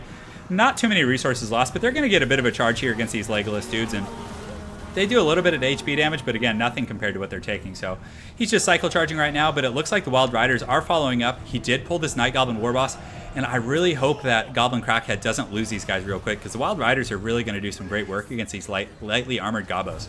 So tough situation, very, very tough. I really don't like him bringing these guys out here. It's definitely giving me a little bit of anxiety. And honestly, I don't know if he's going to be able to get away, although they're performing really well. With the Wah, this Goblin Big Boss, they're putting these Wild Riders in a can. And also on that same coin, some of these Goblin Wolf Riders are harassing over here, but still, these Deepwood Scouts are going to get free, and they're going to start applying some pretty good missile pressure, so definitely making me eat my words a little bit. So in the front line, Kaiosive is advancing. The Greenskin line's pretty healthy. The Doomdiver Catapult doing a little bit of damage, not as much as it could be doing. Well, they just get 3 kills there, but pretty good stuff. But still, this Goblin Big Boss over here doing a pretty good job shutting down these Wild Riders. But again, like I mentioned before, these Deepwood Scouts are going to be free soon, and they did get pretty substantial buffs. So they have 170 range as compared to the 160 of Glade Guard, so they actually gave them more range to incentivize people to use them, and they're doing a really good job mowing down these guys. But you can see this Night Goblin War Boss, hopefully he still has his potion, but they're able to just push back these Wild Riders. But it looks like that Kaiosive cast an Earthblood a little bit late, because again, they don't have too many models. That would have been pretty good early, but I think he was out of range. But still, the Wood Elf army is advancing. The Greenskins do have a bit of a high ground advantage here, but 2 Arachnarok Spiders, oh, one of them is actually the Arachnarok Queen. So very, very good stuff here. Yeah, so right now it looks like these War Dancers are going to engage with some Gobbos, but the Savage Orcs are going to do a very, very good job here. So we have a pretty healthy engagement. This Arachnarok Queen is going to put these War Dancers down so incredibly hard. You can also see these Savage Orcs coming around here as well. So pretty scary engagement for the Wood Elves in the front line. These Eternal Guards are not going to hold up well against the Savage Orcs. And I don't know, he doesn't have that many missiles here. He doesn't have the armor-piercing missiles. So a nice Foot of Gorker. It looks like, oh no, the Awakening of the Wood triggering the Earth Bloom. But the Earth Bloom got severely nerfed, guys. It's not nearly as strong as it was. So it looks like the Greenskin army is doing pretty well. And he really needs these Deepwood Scouts in the main battle. He really needs them. And it looks like he was able to get his Night Goblin War Boss out and was able to essentially shut down these Wild Riders, which would have been some pretty good pressure on the back line. So this Doomdiver coming in here, doing really, really good against the Wildwood Rangers. And Wildwood Rangers are a very expensive unit. And Kaiosive really needs to make sure that they're engaged on the Arachnarok Queen. But unfortunately, they're more saturated fighting Savage Orcs. And this is probably one of the least cost-effective trades that you could possibly have. Because these Savage Orcs have a massive physical resistance. They're very cheap. And honestly, they can probably trade very evenly with Wildwood Rangers. And it looks like they're actually outclassing them heavily. So very, very good engagement by Goblin Crackhead here. He's doing a very good job. And his Arachnar Queens are just wreaking absolute havoc in this back line. But over here, it looks like Kaiosif does get a nice little engagement with these Dryads. It's going to clean up some of these Spiderlings and allow these Glade Guards with the Hagbane tips to engage. I would have really, really liked to have seen some armor-piercing missiles, but Arachnar Queens aren't really, you know, an intuitive thing, a pick against the Wood Elves, but here they're doing well. So it looks like his Glade Lord here is firing. It's just taking some pot shots over here at some of these front liners. It would be nice actually if it switched on, but that Night Goblin Warboss, as soon as it discovers here, you know, these targets, it's going to do pretty well. But you can see the Deepwood Scouts are finally coming online, the two groups, and they do have, oh, they actually do have armor-piercing missile damage, I think, do they? Or no, do they? Oh no, those are, that's why, because there's Way Watchers in here, but still, let's go ahead and take a look at the armor piercing. So they do have 4, which isn't great, but still, they're doing an okay job. And the Way Watchers are going to do very, very well at sniping out those fighters. So the Greenskins do have a lot of troops coming back from route, and somehow the Wood Elves are actually seem to be stabilizing. It looked very, very grim for a while, but they do use the Prey of Anathrama. They're getting massive focus fire, so very, very good micro by Kaiosif here. He also pulls back the remnants of these Wildwood Rangers, and he's doing a pretty good job focusing this guy down. And this Goblin Warboss going down is going to be devastating to the Greenskins. It's definitely going to change the tide of this game completely. So very, very well played by both players. You know, again, it looked pretty advantageous for the Greenskins initially in that frontline engagement, but the Wood Elves, you know, through some good micro and, you know, good missile play, and, you know, again, look at that Arrow of Kurnus coming in there doing some pretty good, you know, damage. The Arrow of Kurnus, guys, right here, it actually only has 3 charges now. So it got nerfed quite a bit, which I think was very healthy, because in a lot of games it would just be very, very obnoxious kiting around. So why am I wearing a shirt? I don't know. Yeah, it's actually very hot in my room, so I could justify being shirtless, but I don't want to be the shirtless streamer guy. Those guys seem pretty douchey to me. So anyways, over here we do have the Glade Guards with the Hagbane tips doing some great crossfire. And, you know, even though they're so heavily armored, just through pure attrition, they're getting taken down. But we do have some Savage Orcs coming in who are confident, and they're going to do a very good job cleaning up these guys. But a nice awakening of the wood, slowing them down, kind of breaking their charge a little bit, and triggering Earth Bloom. So Earth Bloom originally actually did, what was it? 10 HP per second, and it got nerfed to 4 HP. So pretty massive nerf, but some of these Wood Elf missile units are running out of ammunition, guys. These Way Watchers are out of ammunition, and these Deepwood Scouts are running very, very dry. But at this point, it looks like everything is out of steam. Having lost that War Boss was a very, very, you know, tough situation to be in. So yeah, very well played. That was a great game. That was a great, great game. So awesome for Kaiosif, as well as, and let me go ahead and see the other name, Goblin Crackhead. I really like the build. The Gobos were, you know, interesting pick, but, you know, again, his name, he has to have a Goblin front line. I would have liked to have seen some Night Goblins, but the double Arachnok Spider was a very bold move. The Death's Creepers got shut down, but well played to both parties. You know, it was a very, you know, back and forth match. I really thought in the beginning that the Greenskins were going to be, you know, it was going to be much closer. But Kaiosif did a very excellent job shutting down those Goblin Wolf Riders as well as the Creepers, and that's, you know, 1,500 resources lost right out of the gates. So awesome stuff. Dude, yeah, it's very hot in the Bay Area tonight. I'm sweating like a pig in my room. I'm sweating like a hog. The Doom Divers were actually targeting the Archers for a while, if I'm not mistaken. Or were they? Or no, they were targeting the Wildwood Rangers. So, yeah, good game, Goblin and Kaiosif. You guys are awesome. That was really fun to watch, so thank you guys. I appreciate it. All right, so we'll do one more quick battle, I think. Maybe 1 or 2, we'll see. And then we'll call it a night. We'll call it a night, boys. Hey, take care, straight out of Kerry. Pleasure as always, my friend. And I will come to Ireland someday to see where my ancestors hailed from. I actually don't know where my ancestors in Ireland came from. Yeah, I'll do like Blackout versus Wood Elves. I don't think it's very good. It's one of those like janky for fun abilities. It's just so like subpar, in my opinion. But yeah, guys, we're doing it. And thank you all again for joining tonight. I know some of you European folks are really putting in some time right now. So looks like we're playing Sam. Very, very good stuff. All right, so let's see who he wants to play. Does he want to play New Bretonia?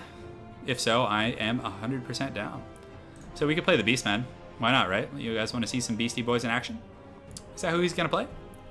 I'm not sure. Oh, no, he's playing Empire. So do we want to play Beastmen versus Empire? I don't live in San Francisco. It's far too expensive for me. I live in San Jose.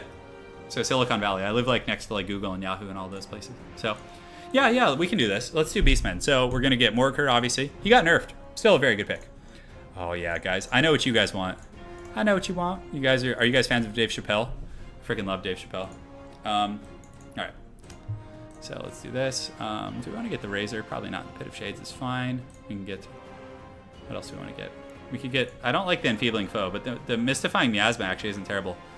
So we're going to get that, and yeah, that's probably fine for now, to be honest. So on top of that, we're just going to get a pretty dynamic front line. So we're going to get these Gore Herds, and then we're going to get Bestigors. So that's a pretty scary front line for Beastmen standards. Top of that, we're going to get 2 of those homies with a group of Poison Warhounds. They should be able to shut down most cav, to be honest. We're going to get some Spears for the back line. And let's see, what else do I want to get here? I could just kind of bolster my infantry core a little bit more. Let's get some Ungors. Let's just go very like heavy on the infantry and just try and like overwhelm our opponent. I honestly think like this cav force is pretty strong, and we should be able to do pretty well for ourselves here. So let's go ahead here and just kind of chevron these bad boys up, and let's do it. All right. Yeah, Modesto. I have family in Modesto, actually. I know I would do a separate battle cast for that video, but I forgot to save the replay. So Kaiosif or Goblin Crackhead, if either of you guys save that replay, the game you just played, go ahead and send it to me. That was a really good game. I'd love to cast that separately.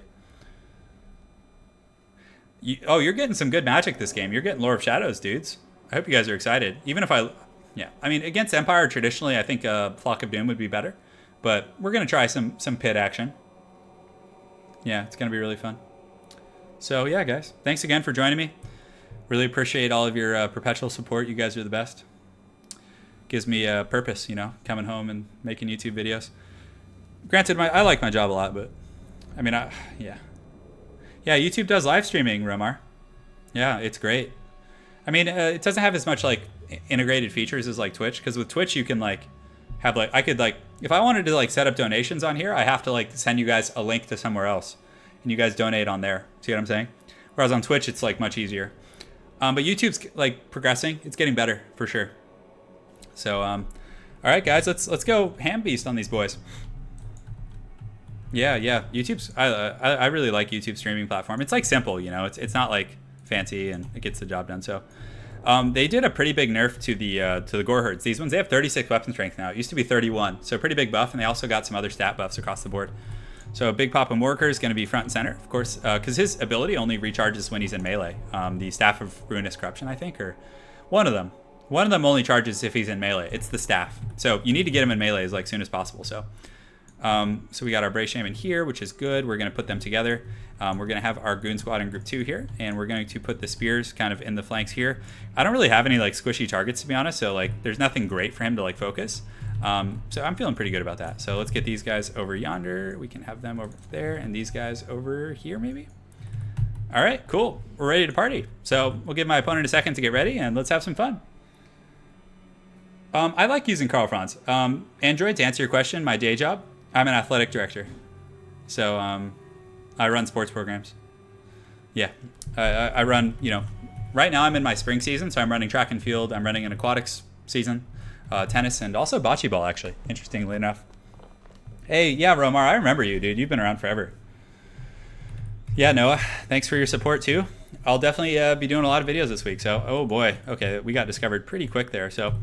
So we're going to get these guys going over there, just kind of bring them around. They're a little ways away, but it's A-okay. So we're going to bring these Ungors through the forest and just go here. So he actually has a lot of, he has great swords, yeah, and flagellants. Okay, so I feel like I have a pretty good army for what he has. Like, I'm feeling very, very confident. So we actually have a superior cav force, to my knowledge, so we're just going to ride around the flank very aggressively.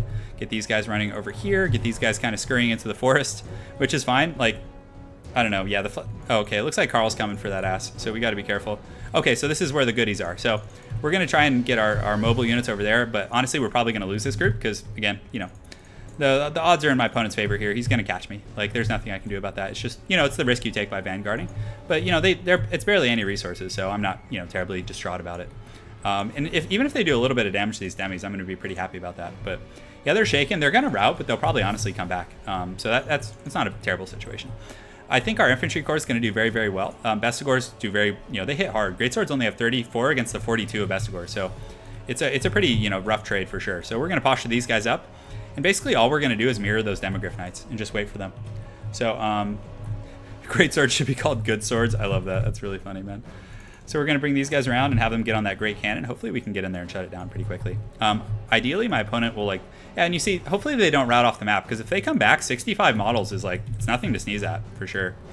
So right now we're about to engage here. We should be pretty good, so we need to make sure to get the armor piercing on the right targets. Just kind of engage across the board. So we want to force our opponent into, like, a really tight engagement, like a pocketed engagement, because we want to use the Pit of Shade. So we want to, like, encourage that bad behavior, you know what I'm saying? So we're just going to kind of sit here, just wait for my opponent. The Mystifying Miasma, we're going to use that on the Demogryph Knights, and it looks like he does have the Royal Outdoor Gryphites back there as well. So he's got some spooky, starry stuff, but I honestly think we can just win the front line. I'm hoping we can. So we're going to, again, you see we have a pretty like tight little formation. We got to make sure to keep him there. We'll engage these guys over here as well. We'll keep the spears here and just kind of form a flank, but he's actually focusing me with the missiles, which is a little bit tough.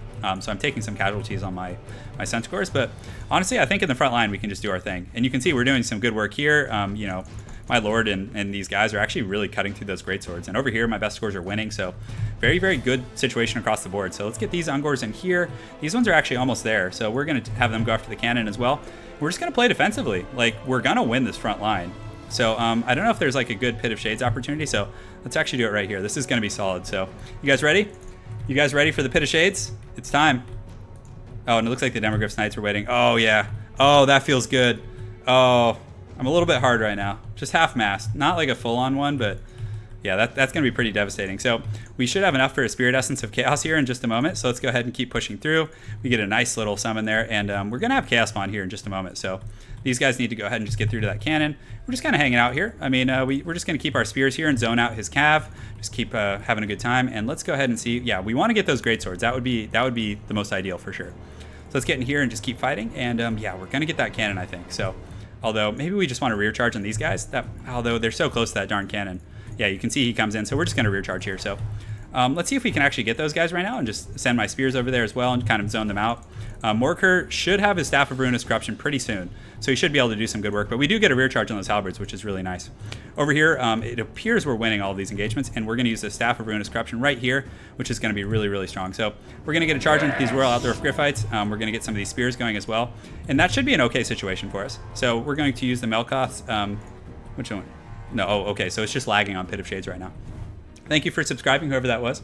Good stuff. But yeah, the fight's still going, guys. So we're going to go ahead and use this. Come on, let me cast it. What are you doing? The lag is so bad right now. So we're casting that. It's going to slow them, do a little bit of HP damage, and allow my Centaurs and my Spears to catch up. We also want to look out for this Chaos Spawn summon. Do we have any good targets here? Not at the moment, but right now we're just going to kind of just continue to clean up here and just push back. And he's taking some pretty heavy losses, like across the board. So Big Papa Morker and the guys, and we got some Chaos Spawn in the back line. We're doing pretty well for ourselves, to say the least. And now all these spears are in here. This is just like an ugly, grindy situation for my opponent. So let's go ahead and... Oh, yeah, it's time. It's time. No mercy. Overcasted Pit of Shades. It's going down. It's going down. So Morker's in here. He's very, very strong. We do have... can summon another group of Chaos Spawn, I think. Yeah. Oh, guys, look at that. Oh, look at that. That juice. It's doing so much damage. Look at that. Oh, yeah, that feels good. So Pit of Shades, it doesn't look as cool when it's on like those type of units, but you know, again, it's doing pretty well for itself. So we're just gonna push through.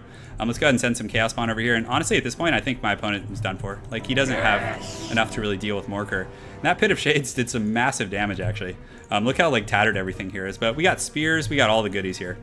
So let's go ahead and get these guys going over there. And I think that's all she wrote. Yeah, you grew some inches after watching that savagery.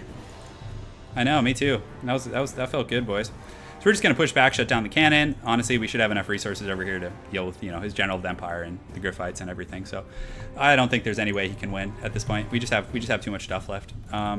So let's go ahead and just cast this and just do a little bit of damage because he's isolated right now, so he's going to get caught anyway. So we're going to go ahead and just use that last ability. I mean, he got 2 Pit of Shades off. So right now we just want to form a Zerg, just kind of go. Sorry about the lag, by the way, guys. I mean, there's nothing, you know, I can really do about that. So.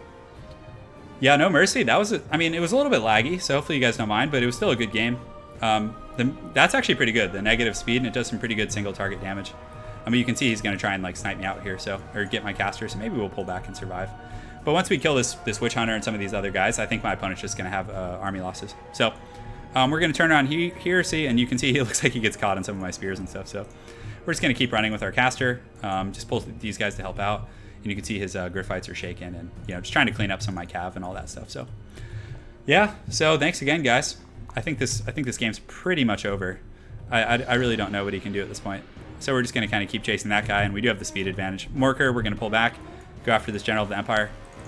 We do have our caster here and some Chaos Spawn, so surprisingly, he's still eager. Yeah, come on, get in there. Oh. Yeah, we gotta get out of there. Whoa! All of a sudden, like all the lag just went away. That's pretty trippy. So cool. All right, so we're able to kind of consolidate. We're just going to keep chasing off all these guys. And I mean, Yeah, he really doesn't have much left. I mean, I have too many spears and too many like strong infantry for him to do anything at this point. Well played though, man. Well played, Sam. I think his name's actually Sam. So yeah, that one might be worth casting. I think that was a pretty fun game. One more. You guys have to ask my lady Turin what she thinks, if she's okay for one more. So it looks like he's diving in here. He's trying to get this caster. He might get it, which is fine. Yeah, he actually looks like he shatters it, or breaks it at least. Yeah, it looks like, oh, he terrified it. Okay, that's fine. So we'll get the Poison Warhounds, see if we can get on there. Looks like we're able to kind of chase off that Witch Hunter and those other guys. So, I mean, yeah, the Poison Warhounds should be able to do their, and he's going to come back from, you know, the break here, and we might be able to get him with like a miasma or something. So, so let's go ahead and consolidate all these guys here, and we're able to kill that guy pretty easily. So we'll pull back all our forces now. I lost one game tonight when I was trying a really like haggard build. I tried like an all Forsaken build against dwarves. It was really bad. Yeah, but that was the only loss of the night, so that's good. But the Poison Warhounds might actually be able to catch his lord here, which would be nice, because I'd really like to get this caster back, so then I can start like, you know, doing my thing. But I mean, this Death Star it's too much to handle, so we're just gonna keep trying to clean up and just chasing. And you know, you can see he doesn't want to charge demis into spears. That's gonna be really rough. So, oh man, I mean, he has no chance. So I'm not sure why. You gotta ask Lady Turin. Hopefully she didn't fall asleep on you guys, even though it's like 5 a.m. where she lives. She's a trooper, I'm telling you. She puts in some serious work. So we do have Morker over here. Morker actually has poison attacks, I think. Yeah, he does. That's pretty. Yeah, that was a pretty quick one. It didn't feel quick. I mean, because he's just running around trolling me. You know, I mean, yeah. Okay, there you go. So he's diving in. He's accepting it. Good man, good man. I mean, yeah, there's not much to do here. So we'll go ahead and summon some more Chaos Spawn here. Might as well, just out of principle. Yeah, well, and check this out. It actually does a ton of damage, guys. Watch this. Just look at that. Look at all those guys go down. Isn't that crazy? It's really good for like great swords and like Chosen and things like that are going to be like, you know, pretty high value targets there. So do one more while no one's looking. Yeah, I have a very good build. No, I mean, the Bretonia will still win most of the time, but I think it's pretty good. So, all right. So right now we're just going to kind of group everyone together in group one and just mosh around as a giant blob. I don't know. Yeah, we're just going to... He might just keep cycle charging, I'm not sure. But, I mean, we'll go after these Demogryph Knights. I'm not sure if he's just going to run or what he's going to try and do here. So, cool. Let's do it. I don't want to exhaust my troops, though. I mean, I guess most of them are probably exhausted. Beastmen have pretty good endurance, though. Hey, thanks, Jared. Appreciate the support, my man. It's really nice of you, man. So we're going to charge in and get these greatswords because I can't catch anything else. So we're just going to go. But I'm telling you guys, these guys do really well. I mean, 28, 30, 76 kills, 75. You know, against Empire, that's not bad metrics. Yeah. All right, so we're getting in there. We're going ham on these greatswords. Some of these guys are going to get in there and go. Chaos Spawn do pretty well. They don't have like the highest armor piercing, but it's still, I mean, they're monstrous units, and their weapon strength is so high that a lot of that damage is going to be armor piercing. So hopefully once these guys waver, I mean, he'll start suffering army losses because his Demogryph Knights are still confident. So yeah, I don't know if he's going to go for the draw. Is that what he's trying to do? Maybe. I don't know. What do you guys think? Tell my circle about Master Turin. Yeah, please do, man. I appreciate the ongoing support. So we'll just keep chasing these greatswords, I guess. My opponent played pretty well. Yeah, it was a cool build. The Demogryph Knights kind of underperformed a little bit, I think. I mean, I guess how many did these guys get? 21, and then only 39 kills from the Royal Altdorf guys. So, yeah, these guys are shattered at this point. So, oh my God, how did this general heal? Oh, did he have potions and stuff? Yeah, it looks like he did. So. Yeah, I mean, I could just go finish off these guys in the back, these halberdiers, to get him closer to army losses, but the Demogryph Knights make up the main portion of his army, so I think I just have to chase them. I mean, they're still fresh, actually. Yeah, Air's really good. Air's I mean, I haven't seen him play much. I mean, I haven't seen him play a lot of competitive multiplayer, but he seems to be good. Like, he's played for so long, and he's smart, and, you know, knows his stuff, so... yeah, I don't know if this guy's going for a draw or what he's trying to do here. Kind of trolling me a little bit. To be honest, what I should probably do is just bait him, like let him get Morker or something. Yo, you found me on Air's channel? Yeah, we played one-on-one. It was a fun game. It was fun. Good, man. I'm glad that the gameplay helped. So I'm not sure what this guy's trying to accomplish. You know? I mean, maybe he just wants to draw. If he wants to draw, hopefully he'll type it. I don't care about fast forwarding, you know. But yeah, we're just gonna keep chasing these guys around, trying to catch them. Honestly, I should just go after those halberds. I can't catch the other guys. He's just gonna run from me.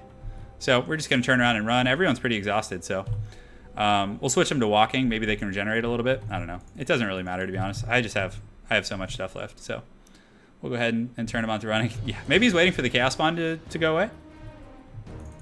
Oh, okay, yeah. I wasn't even looking at the screen, and then he decides to engage, so. Yeah, you see, this needs to be, like, fixed, kind of. That's like, a little too much. I mean, look how easily he gets out of there. It's pretty crazy, in my opinion. I mean, he's cheesing. There's no way he can win, because, like, Morker could take all of these guys, probably. So, yeah, we're just going to keep marching. No problem. He can keep cycle charging. There's no chance. I have too much stuff, you know. I know, it's kind of bad. I haven't actually seen someone do this in quite some time. It kind of sucks because it like hurts the continuity of the stream, but if you guys have any questions, now's a good time. Yeah. I know Air got pretty big from like doing like all those different like roam and stuff. So we'll try and get a little bit of damage here. I mean, every HP that we can do counts, right? So we're just gonna keep marching through here, and let me go ahead and type to this guy. I'll let him know that if he wants to draw, I can fast forward, just so we don't like sit here for another 10 minutes, you know, because it's kind of grueling, you know. Yeah, and you see he just kind of lands in there and just runs. He didn't even get any kills. So yeah, we'll just keep marching, doing our thing. Just waiting. I know. Sam's trolling. I thought Sam was a cool guy from the game that we played. I mean, if he had a chance of winning, I wouldn't care, but I really don't think he does with Morker. I mean, Morker is just too strong. And these halberds, you know, I mean, they're not going to do anything. And these guys are literally going to shatter, like, super quick. He might be coming in for a last stand. I hope he is. That would be really cool. Like, if he tries to make, like, a last stand. Okay. Oh, okay, Morker might hit him here. We're going to get poison at least. Maybe. Okay, so some of the beasts get some good contact. We do a little bit of HP damage, but, of course, nothing substantial. So he's actually charging in here, so we're going to turn and countercharge, which, I mean, it's fine. We'll use Apocalyptic Vision. He's going to take some losses here, for sure. Like some of these guys. He's going to turn and try and run, but they're pretty enveloped here. You can see, so looks like he's going for his last stand, which is cool. So we'll turn and put Morker, but he took some good HP damage there on those demis. So, you know, that much closer to, you know, getting routed off. So let's get a little bit of work done here, see if we can, you know, route him. Oh, he's at 30 leadership. Oh, my God. Trolling. I mean, he is going to terror out stuff, but with Morker, he can't kill him. Oh, okay, cool. I never played Attila. I heard it was pretty good, though. Yeah, I mean, the graphics on Attila are pretty cool. I think that was, like, right when their, like, next generation graphics started coming. So, man, this guy really wants to win. Like, pretty bad. So he's going to try and get on Morker, but that's pretty funny. Look at him knock him away like that. Beastmen Infantry are pretty quick, though. Yeah, they might be able to get in there, but you can see he's just chilling, so. Again, we're just going to keep working our way over towards those guys. Staff of Ruinous Corruption won't be up for a while, but oh, he's trying to cycle charge pretty aggressively here. But he's not going to do any damage. Morker is just going to regenerate all that HP. So, okay, we get in there, we do a little bit. No, looks like we didn't do any, so let's just keep going here. There's so many things I could be doing differently if I really was, like, on top of it, but, man, just being lazy. This would be a pretty nice time to actually have, like, the miasma. So, okay, we might get a little bit of a sandwiching here. This would be okay. So, we get some HP damage. Yeah, okay. So, we did about 60 damage there, which is good. So, his HP is going to start dropping a little bit. Yeah, it looks like he might be thinking about coming in.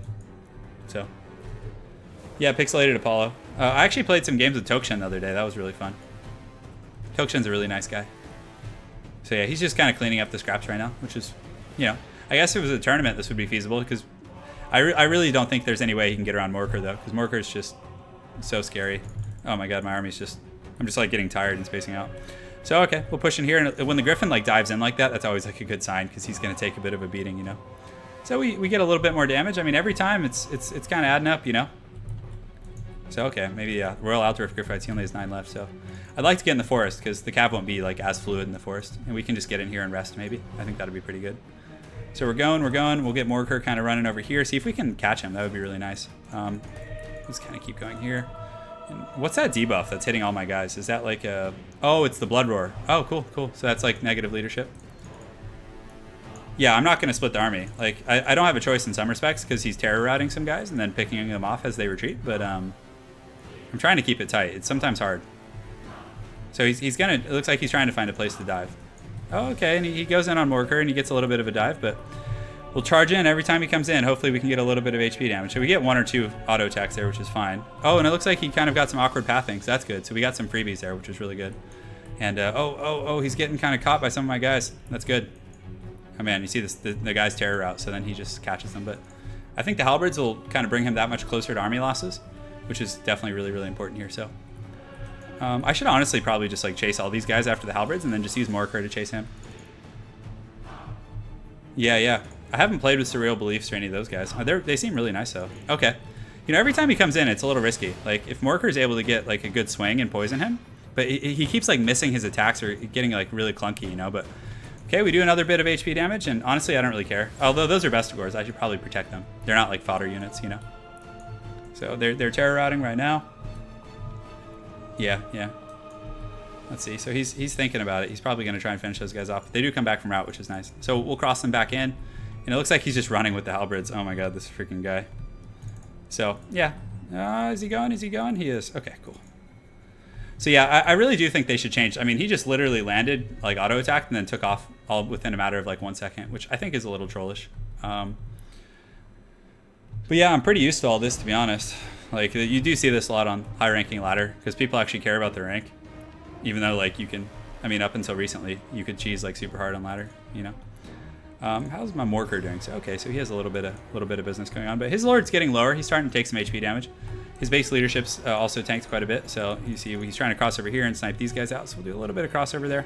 Just keep. I'll start microing a little bit more and trying to be on top of like protecting my units. So Morcar should be over there. He does have some Demogryph Knights coming back. He's probably going to go for like one big mass terror route, but it's going to be really tough with my lord being so healthy and nowhere near his regeneration cap, mind you. He has another 2,000, so. So we'll pull these guys back here. And it looks like he's going in. Oh, man, that's a risky one. He might actually get a little surrounded here, but, man, the Griffins push out so easy. I don't know how they do it. It's pretty crazy. Like, they're able to just, like, come in and engage and get out, like, you know, in the blink of an eye. But thankfully, Beastmen Infantry are fast. We're able to do a few hundred HP damage there, which is good. So we'll just keep chasing these halberds, doing our thing. Yeah, I don't really have a sidekick. Well, you guys are my sidekicks. I don't need them, all right? So these gore herds are in. Oh, he's coming back in. Okay, that's a bit of a risky one. I say that every time, then he just like escapes flawlessly, right? So we'll just keep pushing this way, just trying to keep everyone in good shape. I mean, obviously though, we have to like counter every time he goes in like that, because let's pull these guys over here, get them closer to Morcar for the leadership. Let's pull a big pop over here, and how many does he have left? So he has 13 there, and it looks like he has 9 over there. So, yeah, an Ep General seems really nice. You know, actually, guys, I have a friend who's starting a YouTube channel. He's really good at lore videos. He's kind of like he's like an Ep General. I'm gonna do a video shouting him out in the next day or two. But I went to college with him, one of my good friends. So, yeah, all right, let's get in here and go ham. Oh, use Apocalyptic. Why did I click Apocalyptic Vision? That was stupid. It was just like an instinct, you know. So he's gonna charge in with these halberds. He might time like a last stand here. I'm not sure. Hopefully, this will trigger some sort of army losses when we massacre, you know, 33 guys here. Yeah, Party Elite seems really nice too. They all seem like really good guys.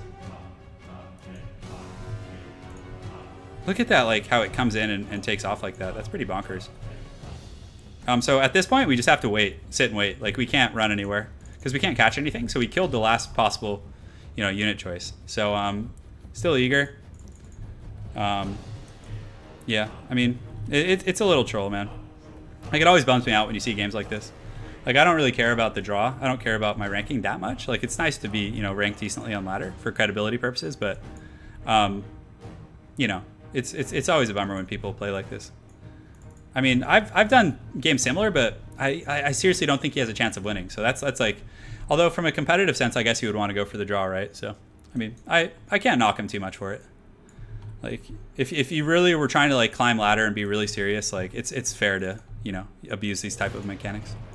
All right, so we're just gonna keep chasing him, I guess, trying to spear him with some of these Ungors. 2,000 HP still. Yeah, Griffins seem to get out of like packs really well, you know. Let's go ahead and use this, get a little bit of buffage going on.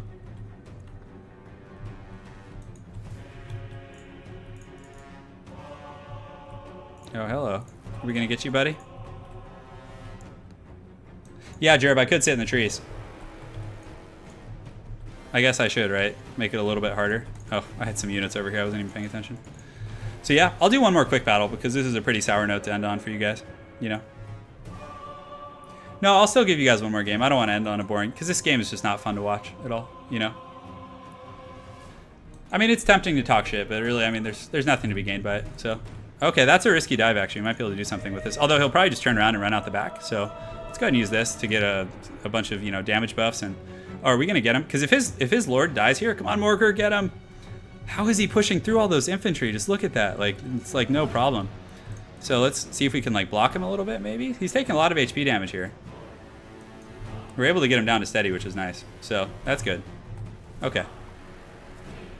Yeah, I don't think he can win. I don't think it's possible. Not with Morker still alive. Morker is just such a hard lord to kill. You need like a lot of stopping power to finish him off. 1,800 resources though. Yeah, I'll do one more. Well, I mean, I offered him a fast forward because I mean, it seems like he's going for the draw, right? Or maybe the win. I don't know. Cool. I'm tempted to cast that game just for laughs. All right, cool. Finally, it's over. Oh my goodness. Yeah, I mean, like we did pretty well with his army. I mean, we canned everything, but he basically just ran for the last 20 minutes of the game. So, all right, let's try again, boys. Let's do it to it. To the woods. Yeah, I know, right? I know. And yeah, and it's because of games like that though that Total War is like an esport is a little tricky to watch because like imagine if you had that like in an esport environment, right? And like a game like that existed, like because Creative Assembly doesn't have like an ingrained mechanic against that, so people can really like abuse that type of stuff. Dude, tell me about it. That was torture for me as well. Let's play Greenskins. Let's go ahead and do that. Let's see who he's gonna pick. So I mean, it's the same guy actually. Yeah. So it looks like he's playing New Bretonia. So we'll see how it goes. We can go ahead and get Wurzog. He's pretty good. Effigy of Deget is not bad at all in this matchup. Hopefully he doesn't do too much of a trollish build. Let's see here. So we'll keep Foot of Gork. We'll get rid of the Fists, probably. We'll get the Goblin Big Bosses. Again, a very, very good choice here. Like so. All right, very good. And then we want to get this. So how does this work? So it triggers when casting spell. So it gets, oh, that's pretty good, man. That's strong. Oh no, I'm playing Greenskins though, man. You know? I'm playing the green boys. The boys are back in town. Everyone likes seeing Wurzog, I feel, right? I feel like that's the case. So Hammer of Gork, we got some savage dudes. We want to get some big ends probably. And let's see what else do we want. So probably some Gobbo Wolf Riders. Maybe cut a group of these guys, and we can, honestly, Slippery, like I never use that, and it's not very good. Speed and acceleration, I mean, come on, those stats aren't like super great. So we'll get the Broken Tusk Mob. Maybe, oh man, they made those cost way more. So what do these guys get? So they have armor piercing, but they don't have anti-large, which is probably more important here. So I'm tempted to get a Doomdiver Catapult with like the way that this guy plays, because he's very like atrocious. So I think that could like force him out of the shell. And yeah, we have 3 Goblin Big Bosses. That should be enough, I think. All right, cool. So buff those guys up. We got Wurzog, we got the boys. All right. Well, Chiron, I don't like dodging people on ladder, so. And you guys know it'll feel good. You guys know it'll feel good if we get him though. But I mean, Wurzog isn't the most competitive, to be honest. Yeah, I played, if you guys go back to like the Stone Age of my channel, I've played against Party Elite like 3 or 4 times. Way, way back when I was like, that must have been in November or something. No, yeah, no, earlier than that. It was probably, when was it? I know. Yeah, it's going to be a little tricky if he masses flyers, but I don't think he will. Actually, you know what? Noticing it's this guy, he might actually. Yeah, that was probably a mistake, to be honest. It's okay. I'm a little bit tired, so builds aren't going to be the best. But yeah, I played Party Elite. That was in October, I think. So yeah, he's a good player, I think. Yeah. I don't remember how the games went. I think I won, but I don't remember if it was by a lot. Because I remember playing him. Yeah, Wurzog's really awesome, Pip. I try to be a good sportsman. Yeah. Wurzog can be good. Because the War Paint is really good synergy. I mean, I'm hoping he goes with like a Fey Enchantress build, but knowing the way this guy's playstyle is, he's probably going to troll and just like fly Pegasi around the map until the game's over. Yeah, come back in 20 minutes. Yeah, sorry about that last game, guys. I mean, nothing I can really do about that. I mean, I feel like 3 Goblin Big Bosses is going to be pretty good for locking him down. I'm hoping. And Doom Divers and like all those other things are really going to force him in. And if he does come in really aggressively, I can, use Effigy of Degit and hopefully, really punish that playstyle. So we'll get these guys. And here he doesn't really have anywhere to hide from my siege, if you really take a look at it. So we'll put these guys here, like so. Put them in group 2. That'll be my hunting squad. And 3 and 4. So we'll actually deploy these Goblin Wolf Riders defensively, and potentially, if he has a lot of archers, we'll send them to flank. But if not, we're good to go. So, oh, you're gonna get the effigy for sure. It kind of sucks that it has such a long starting cooldown though. Like you really have to wait for it. All right, cool. So let's get the Hammer of Gork. Look for some foot squires probably. So he has battle programs, which is fine. We're gonna get these guys focusing the missiles, and he actually didn't go too abusive. He has the Royal Hippogriff Knights, which I think are not a very good choice.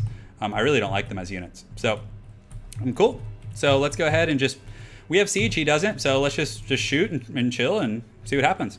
So yeah, the Hammer is doing a pretty good job. I don't know, maybe I should focus some of these Grail Knights. I'm tempted, but I know the Hammer of Gork is going to be a little bit better versus like infantry, but let's see if we can get some freebies on some of those knights there. So we're going to pull these guys in here, get our goon squad going. Wherever he tries to land here, we're gonna be waiting. So yeah, let's just make him come to us. I mean, we have all the initiative essentially, but with our siege.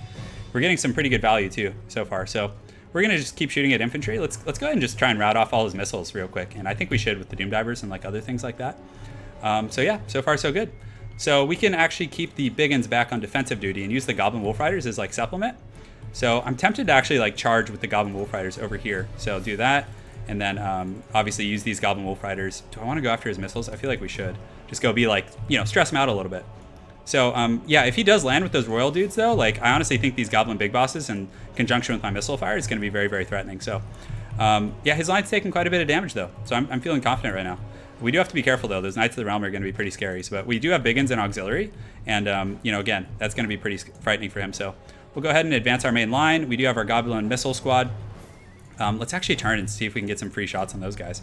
And we are getting Effigy of Degit. It's coming up pretty quickly here, and you can see he's like using his lord to chase these goblins.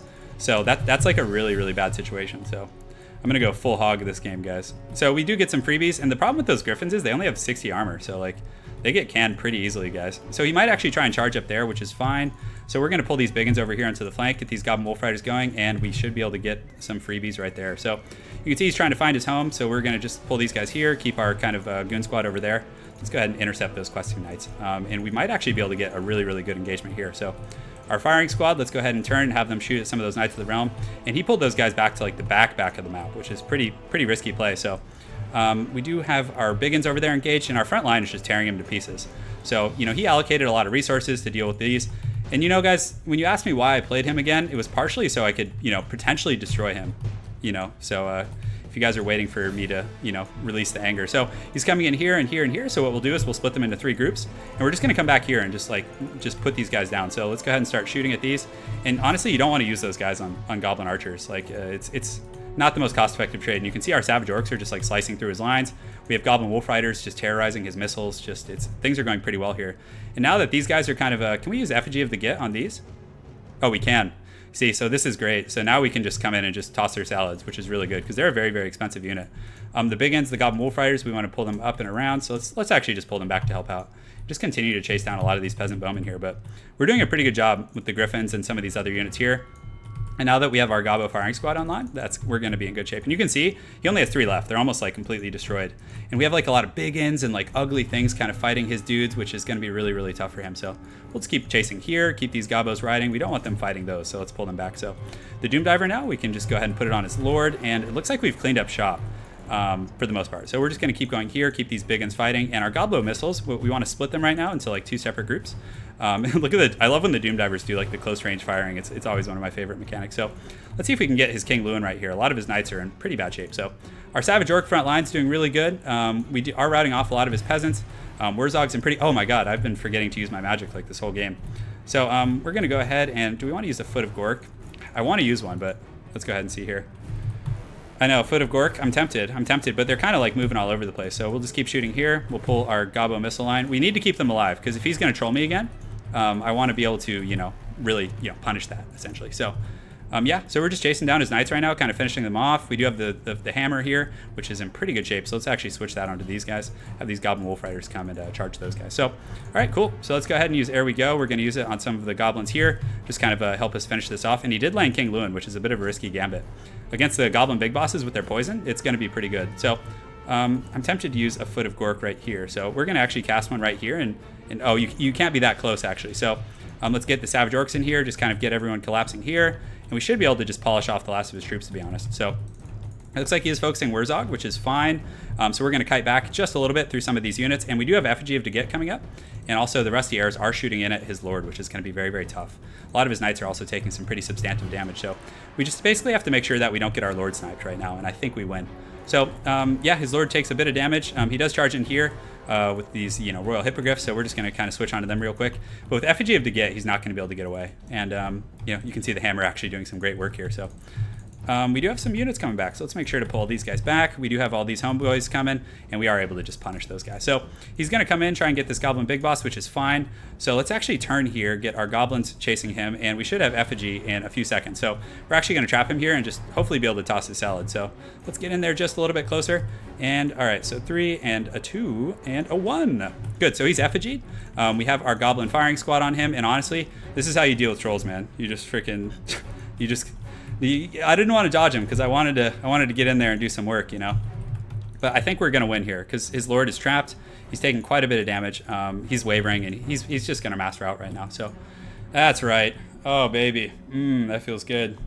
We're able to deal with that. So let's go ahead and green cast. All right.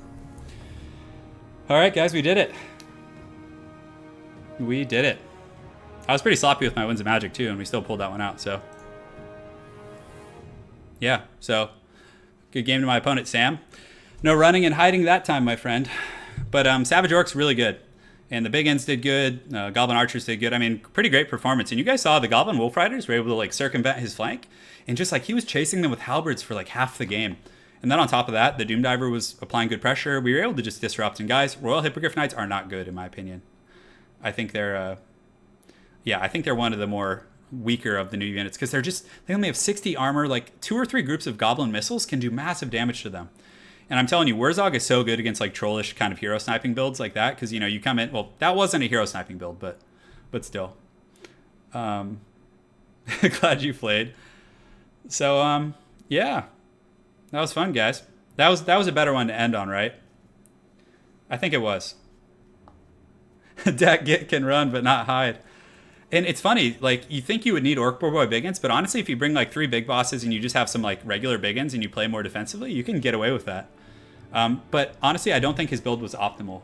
He didn't have Lore of Life, which is really good. He also invested 2,000 resources. Now imagine if he had 3 more groups of Battle Pilgrims fighting in the front line.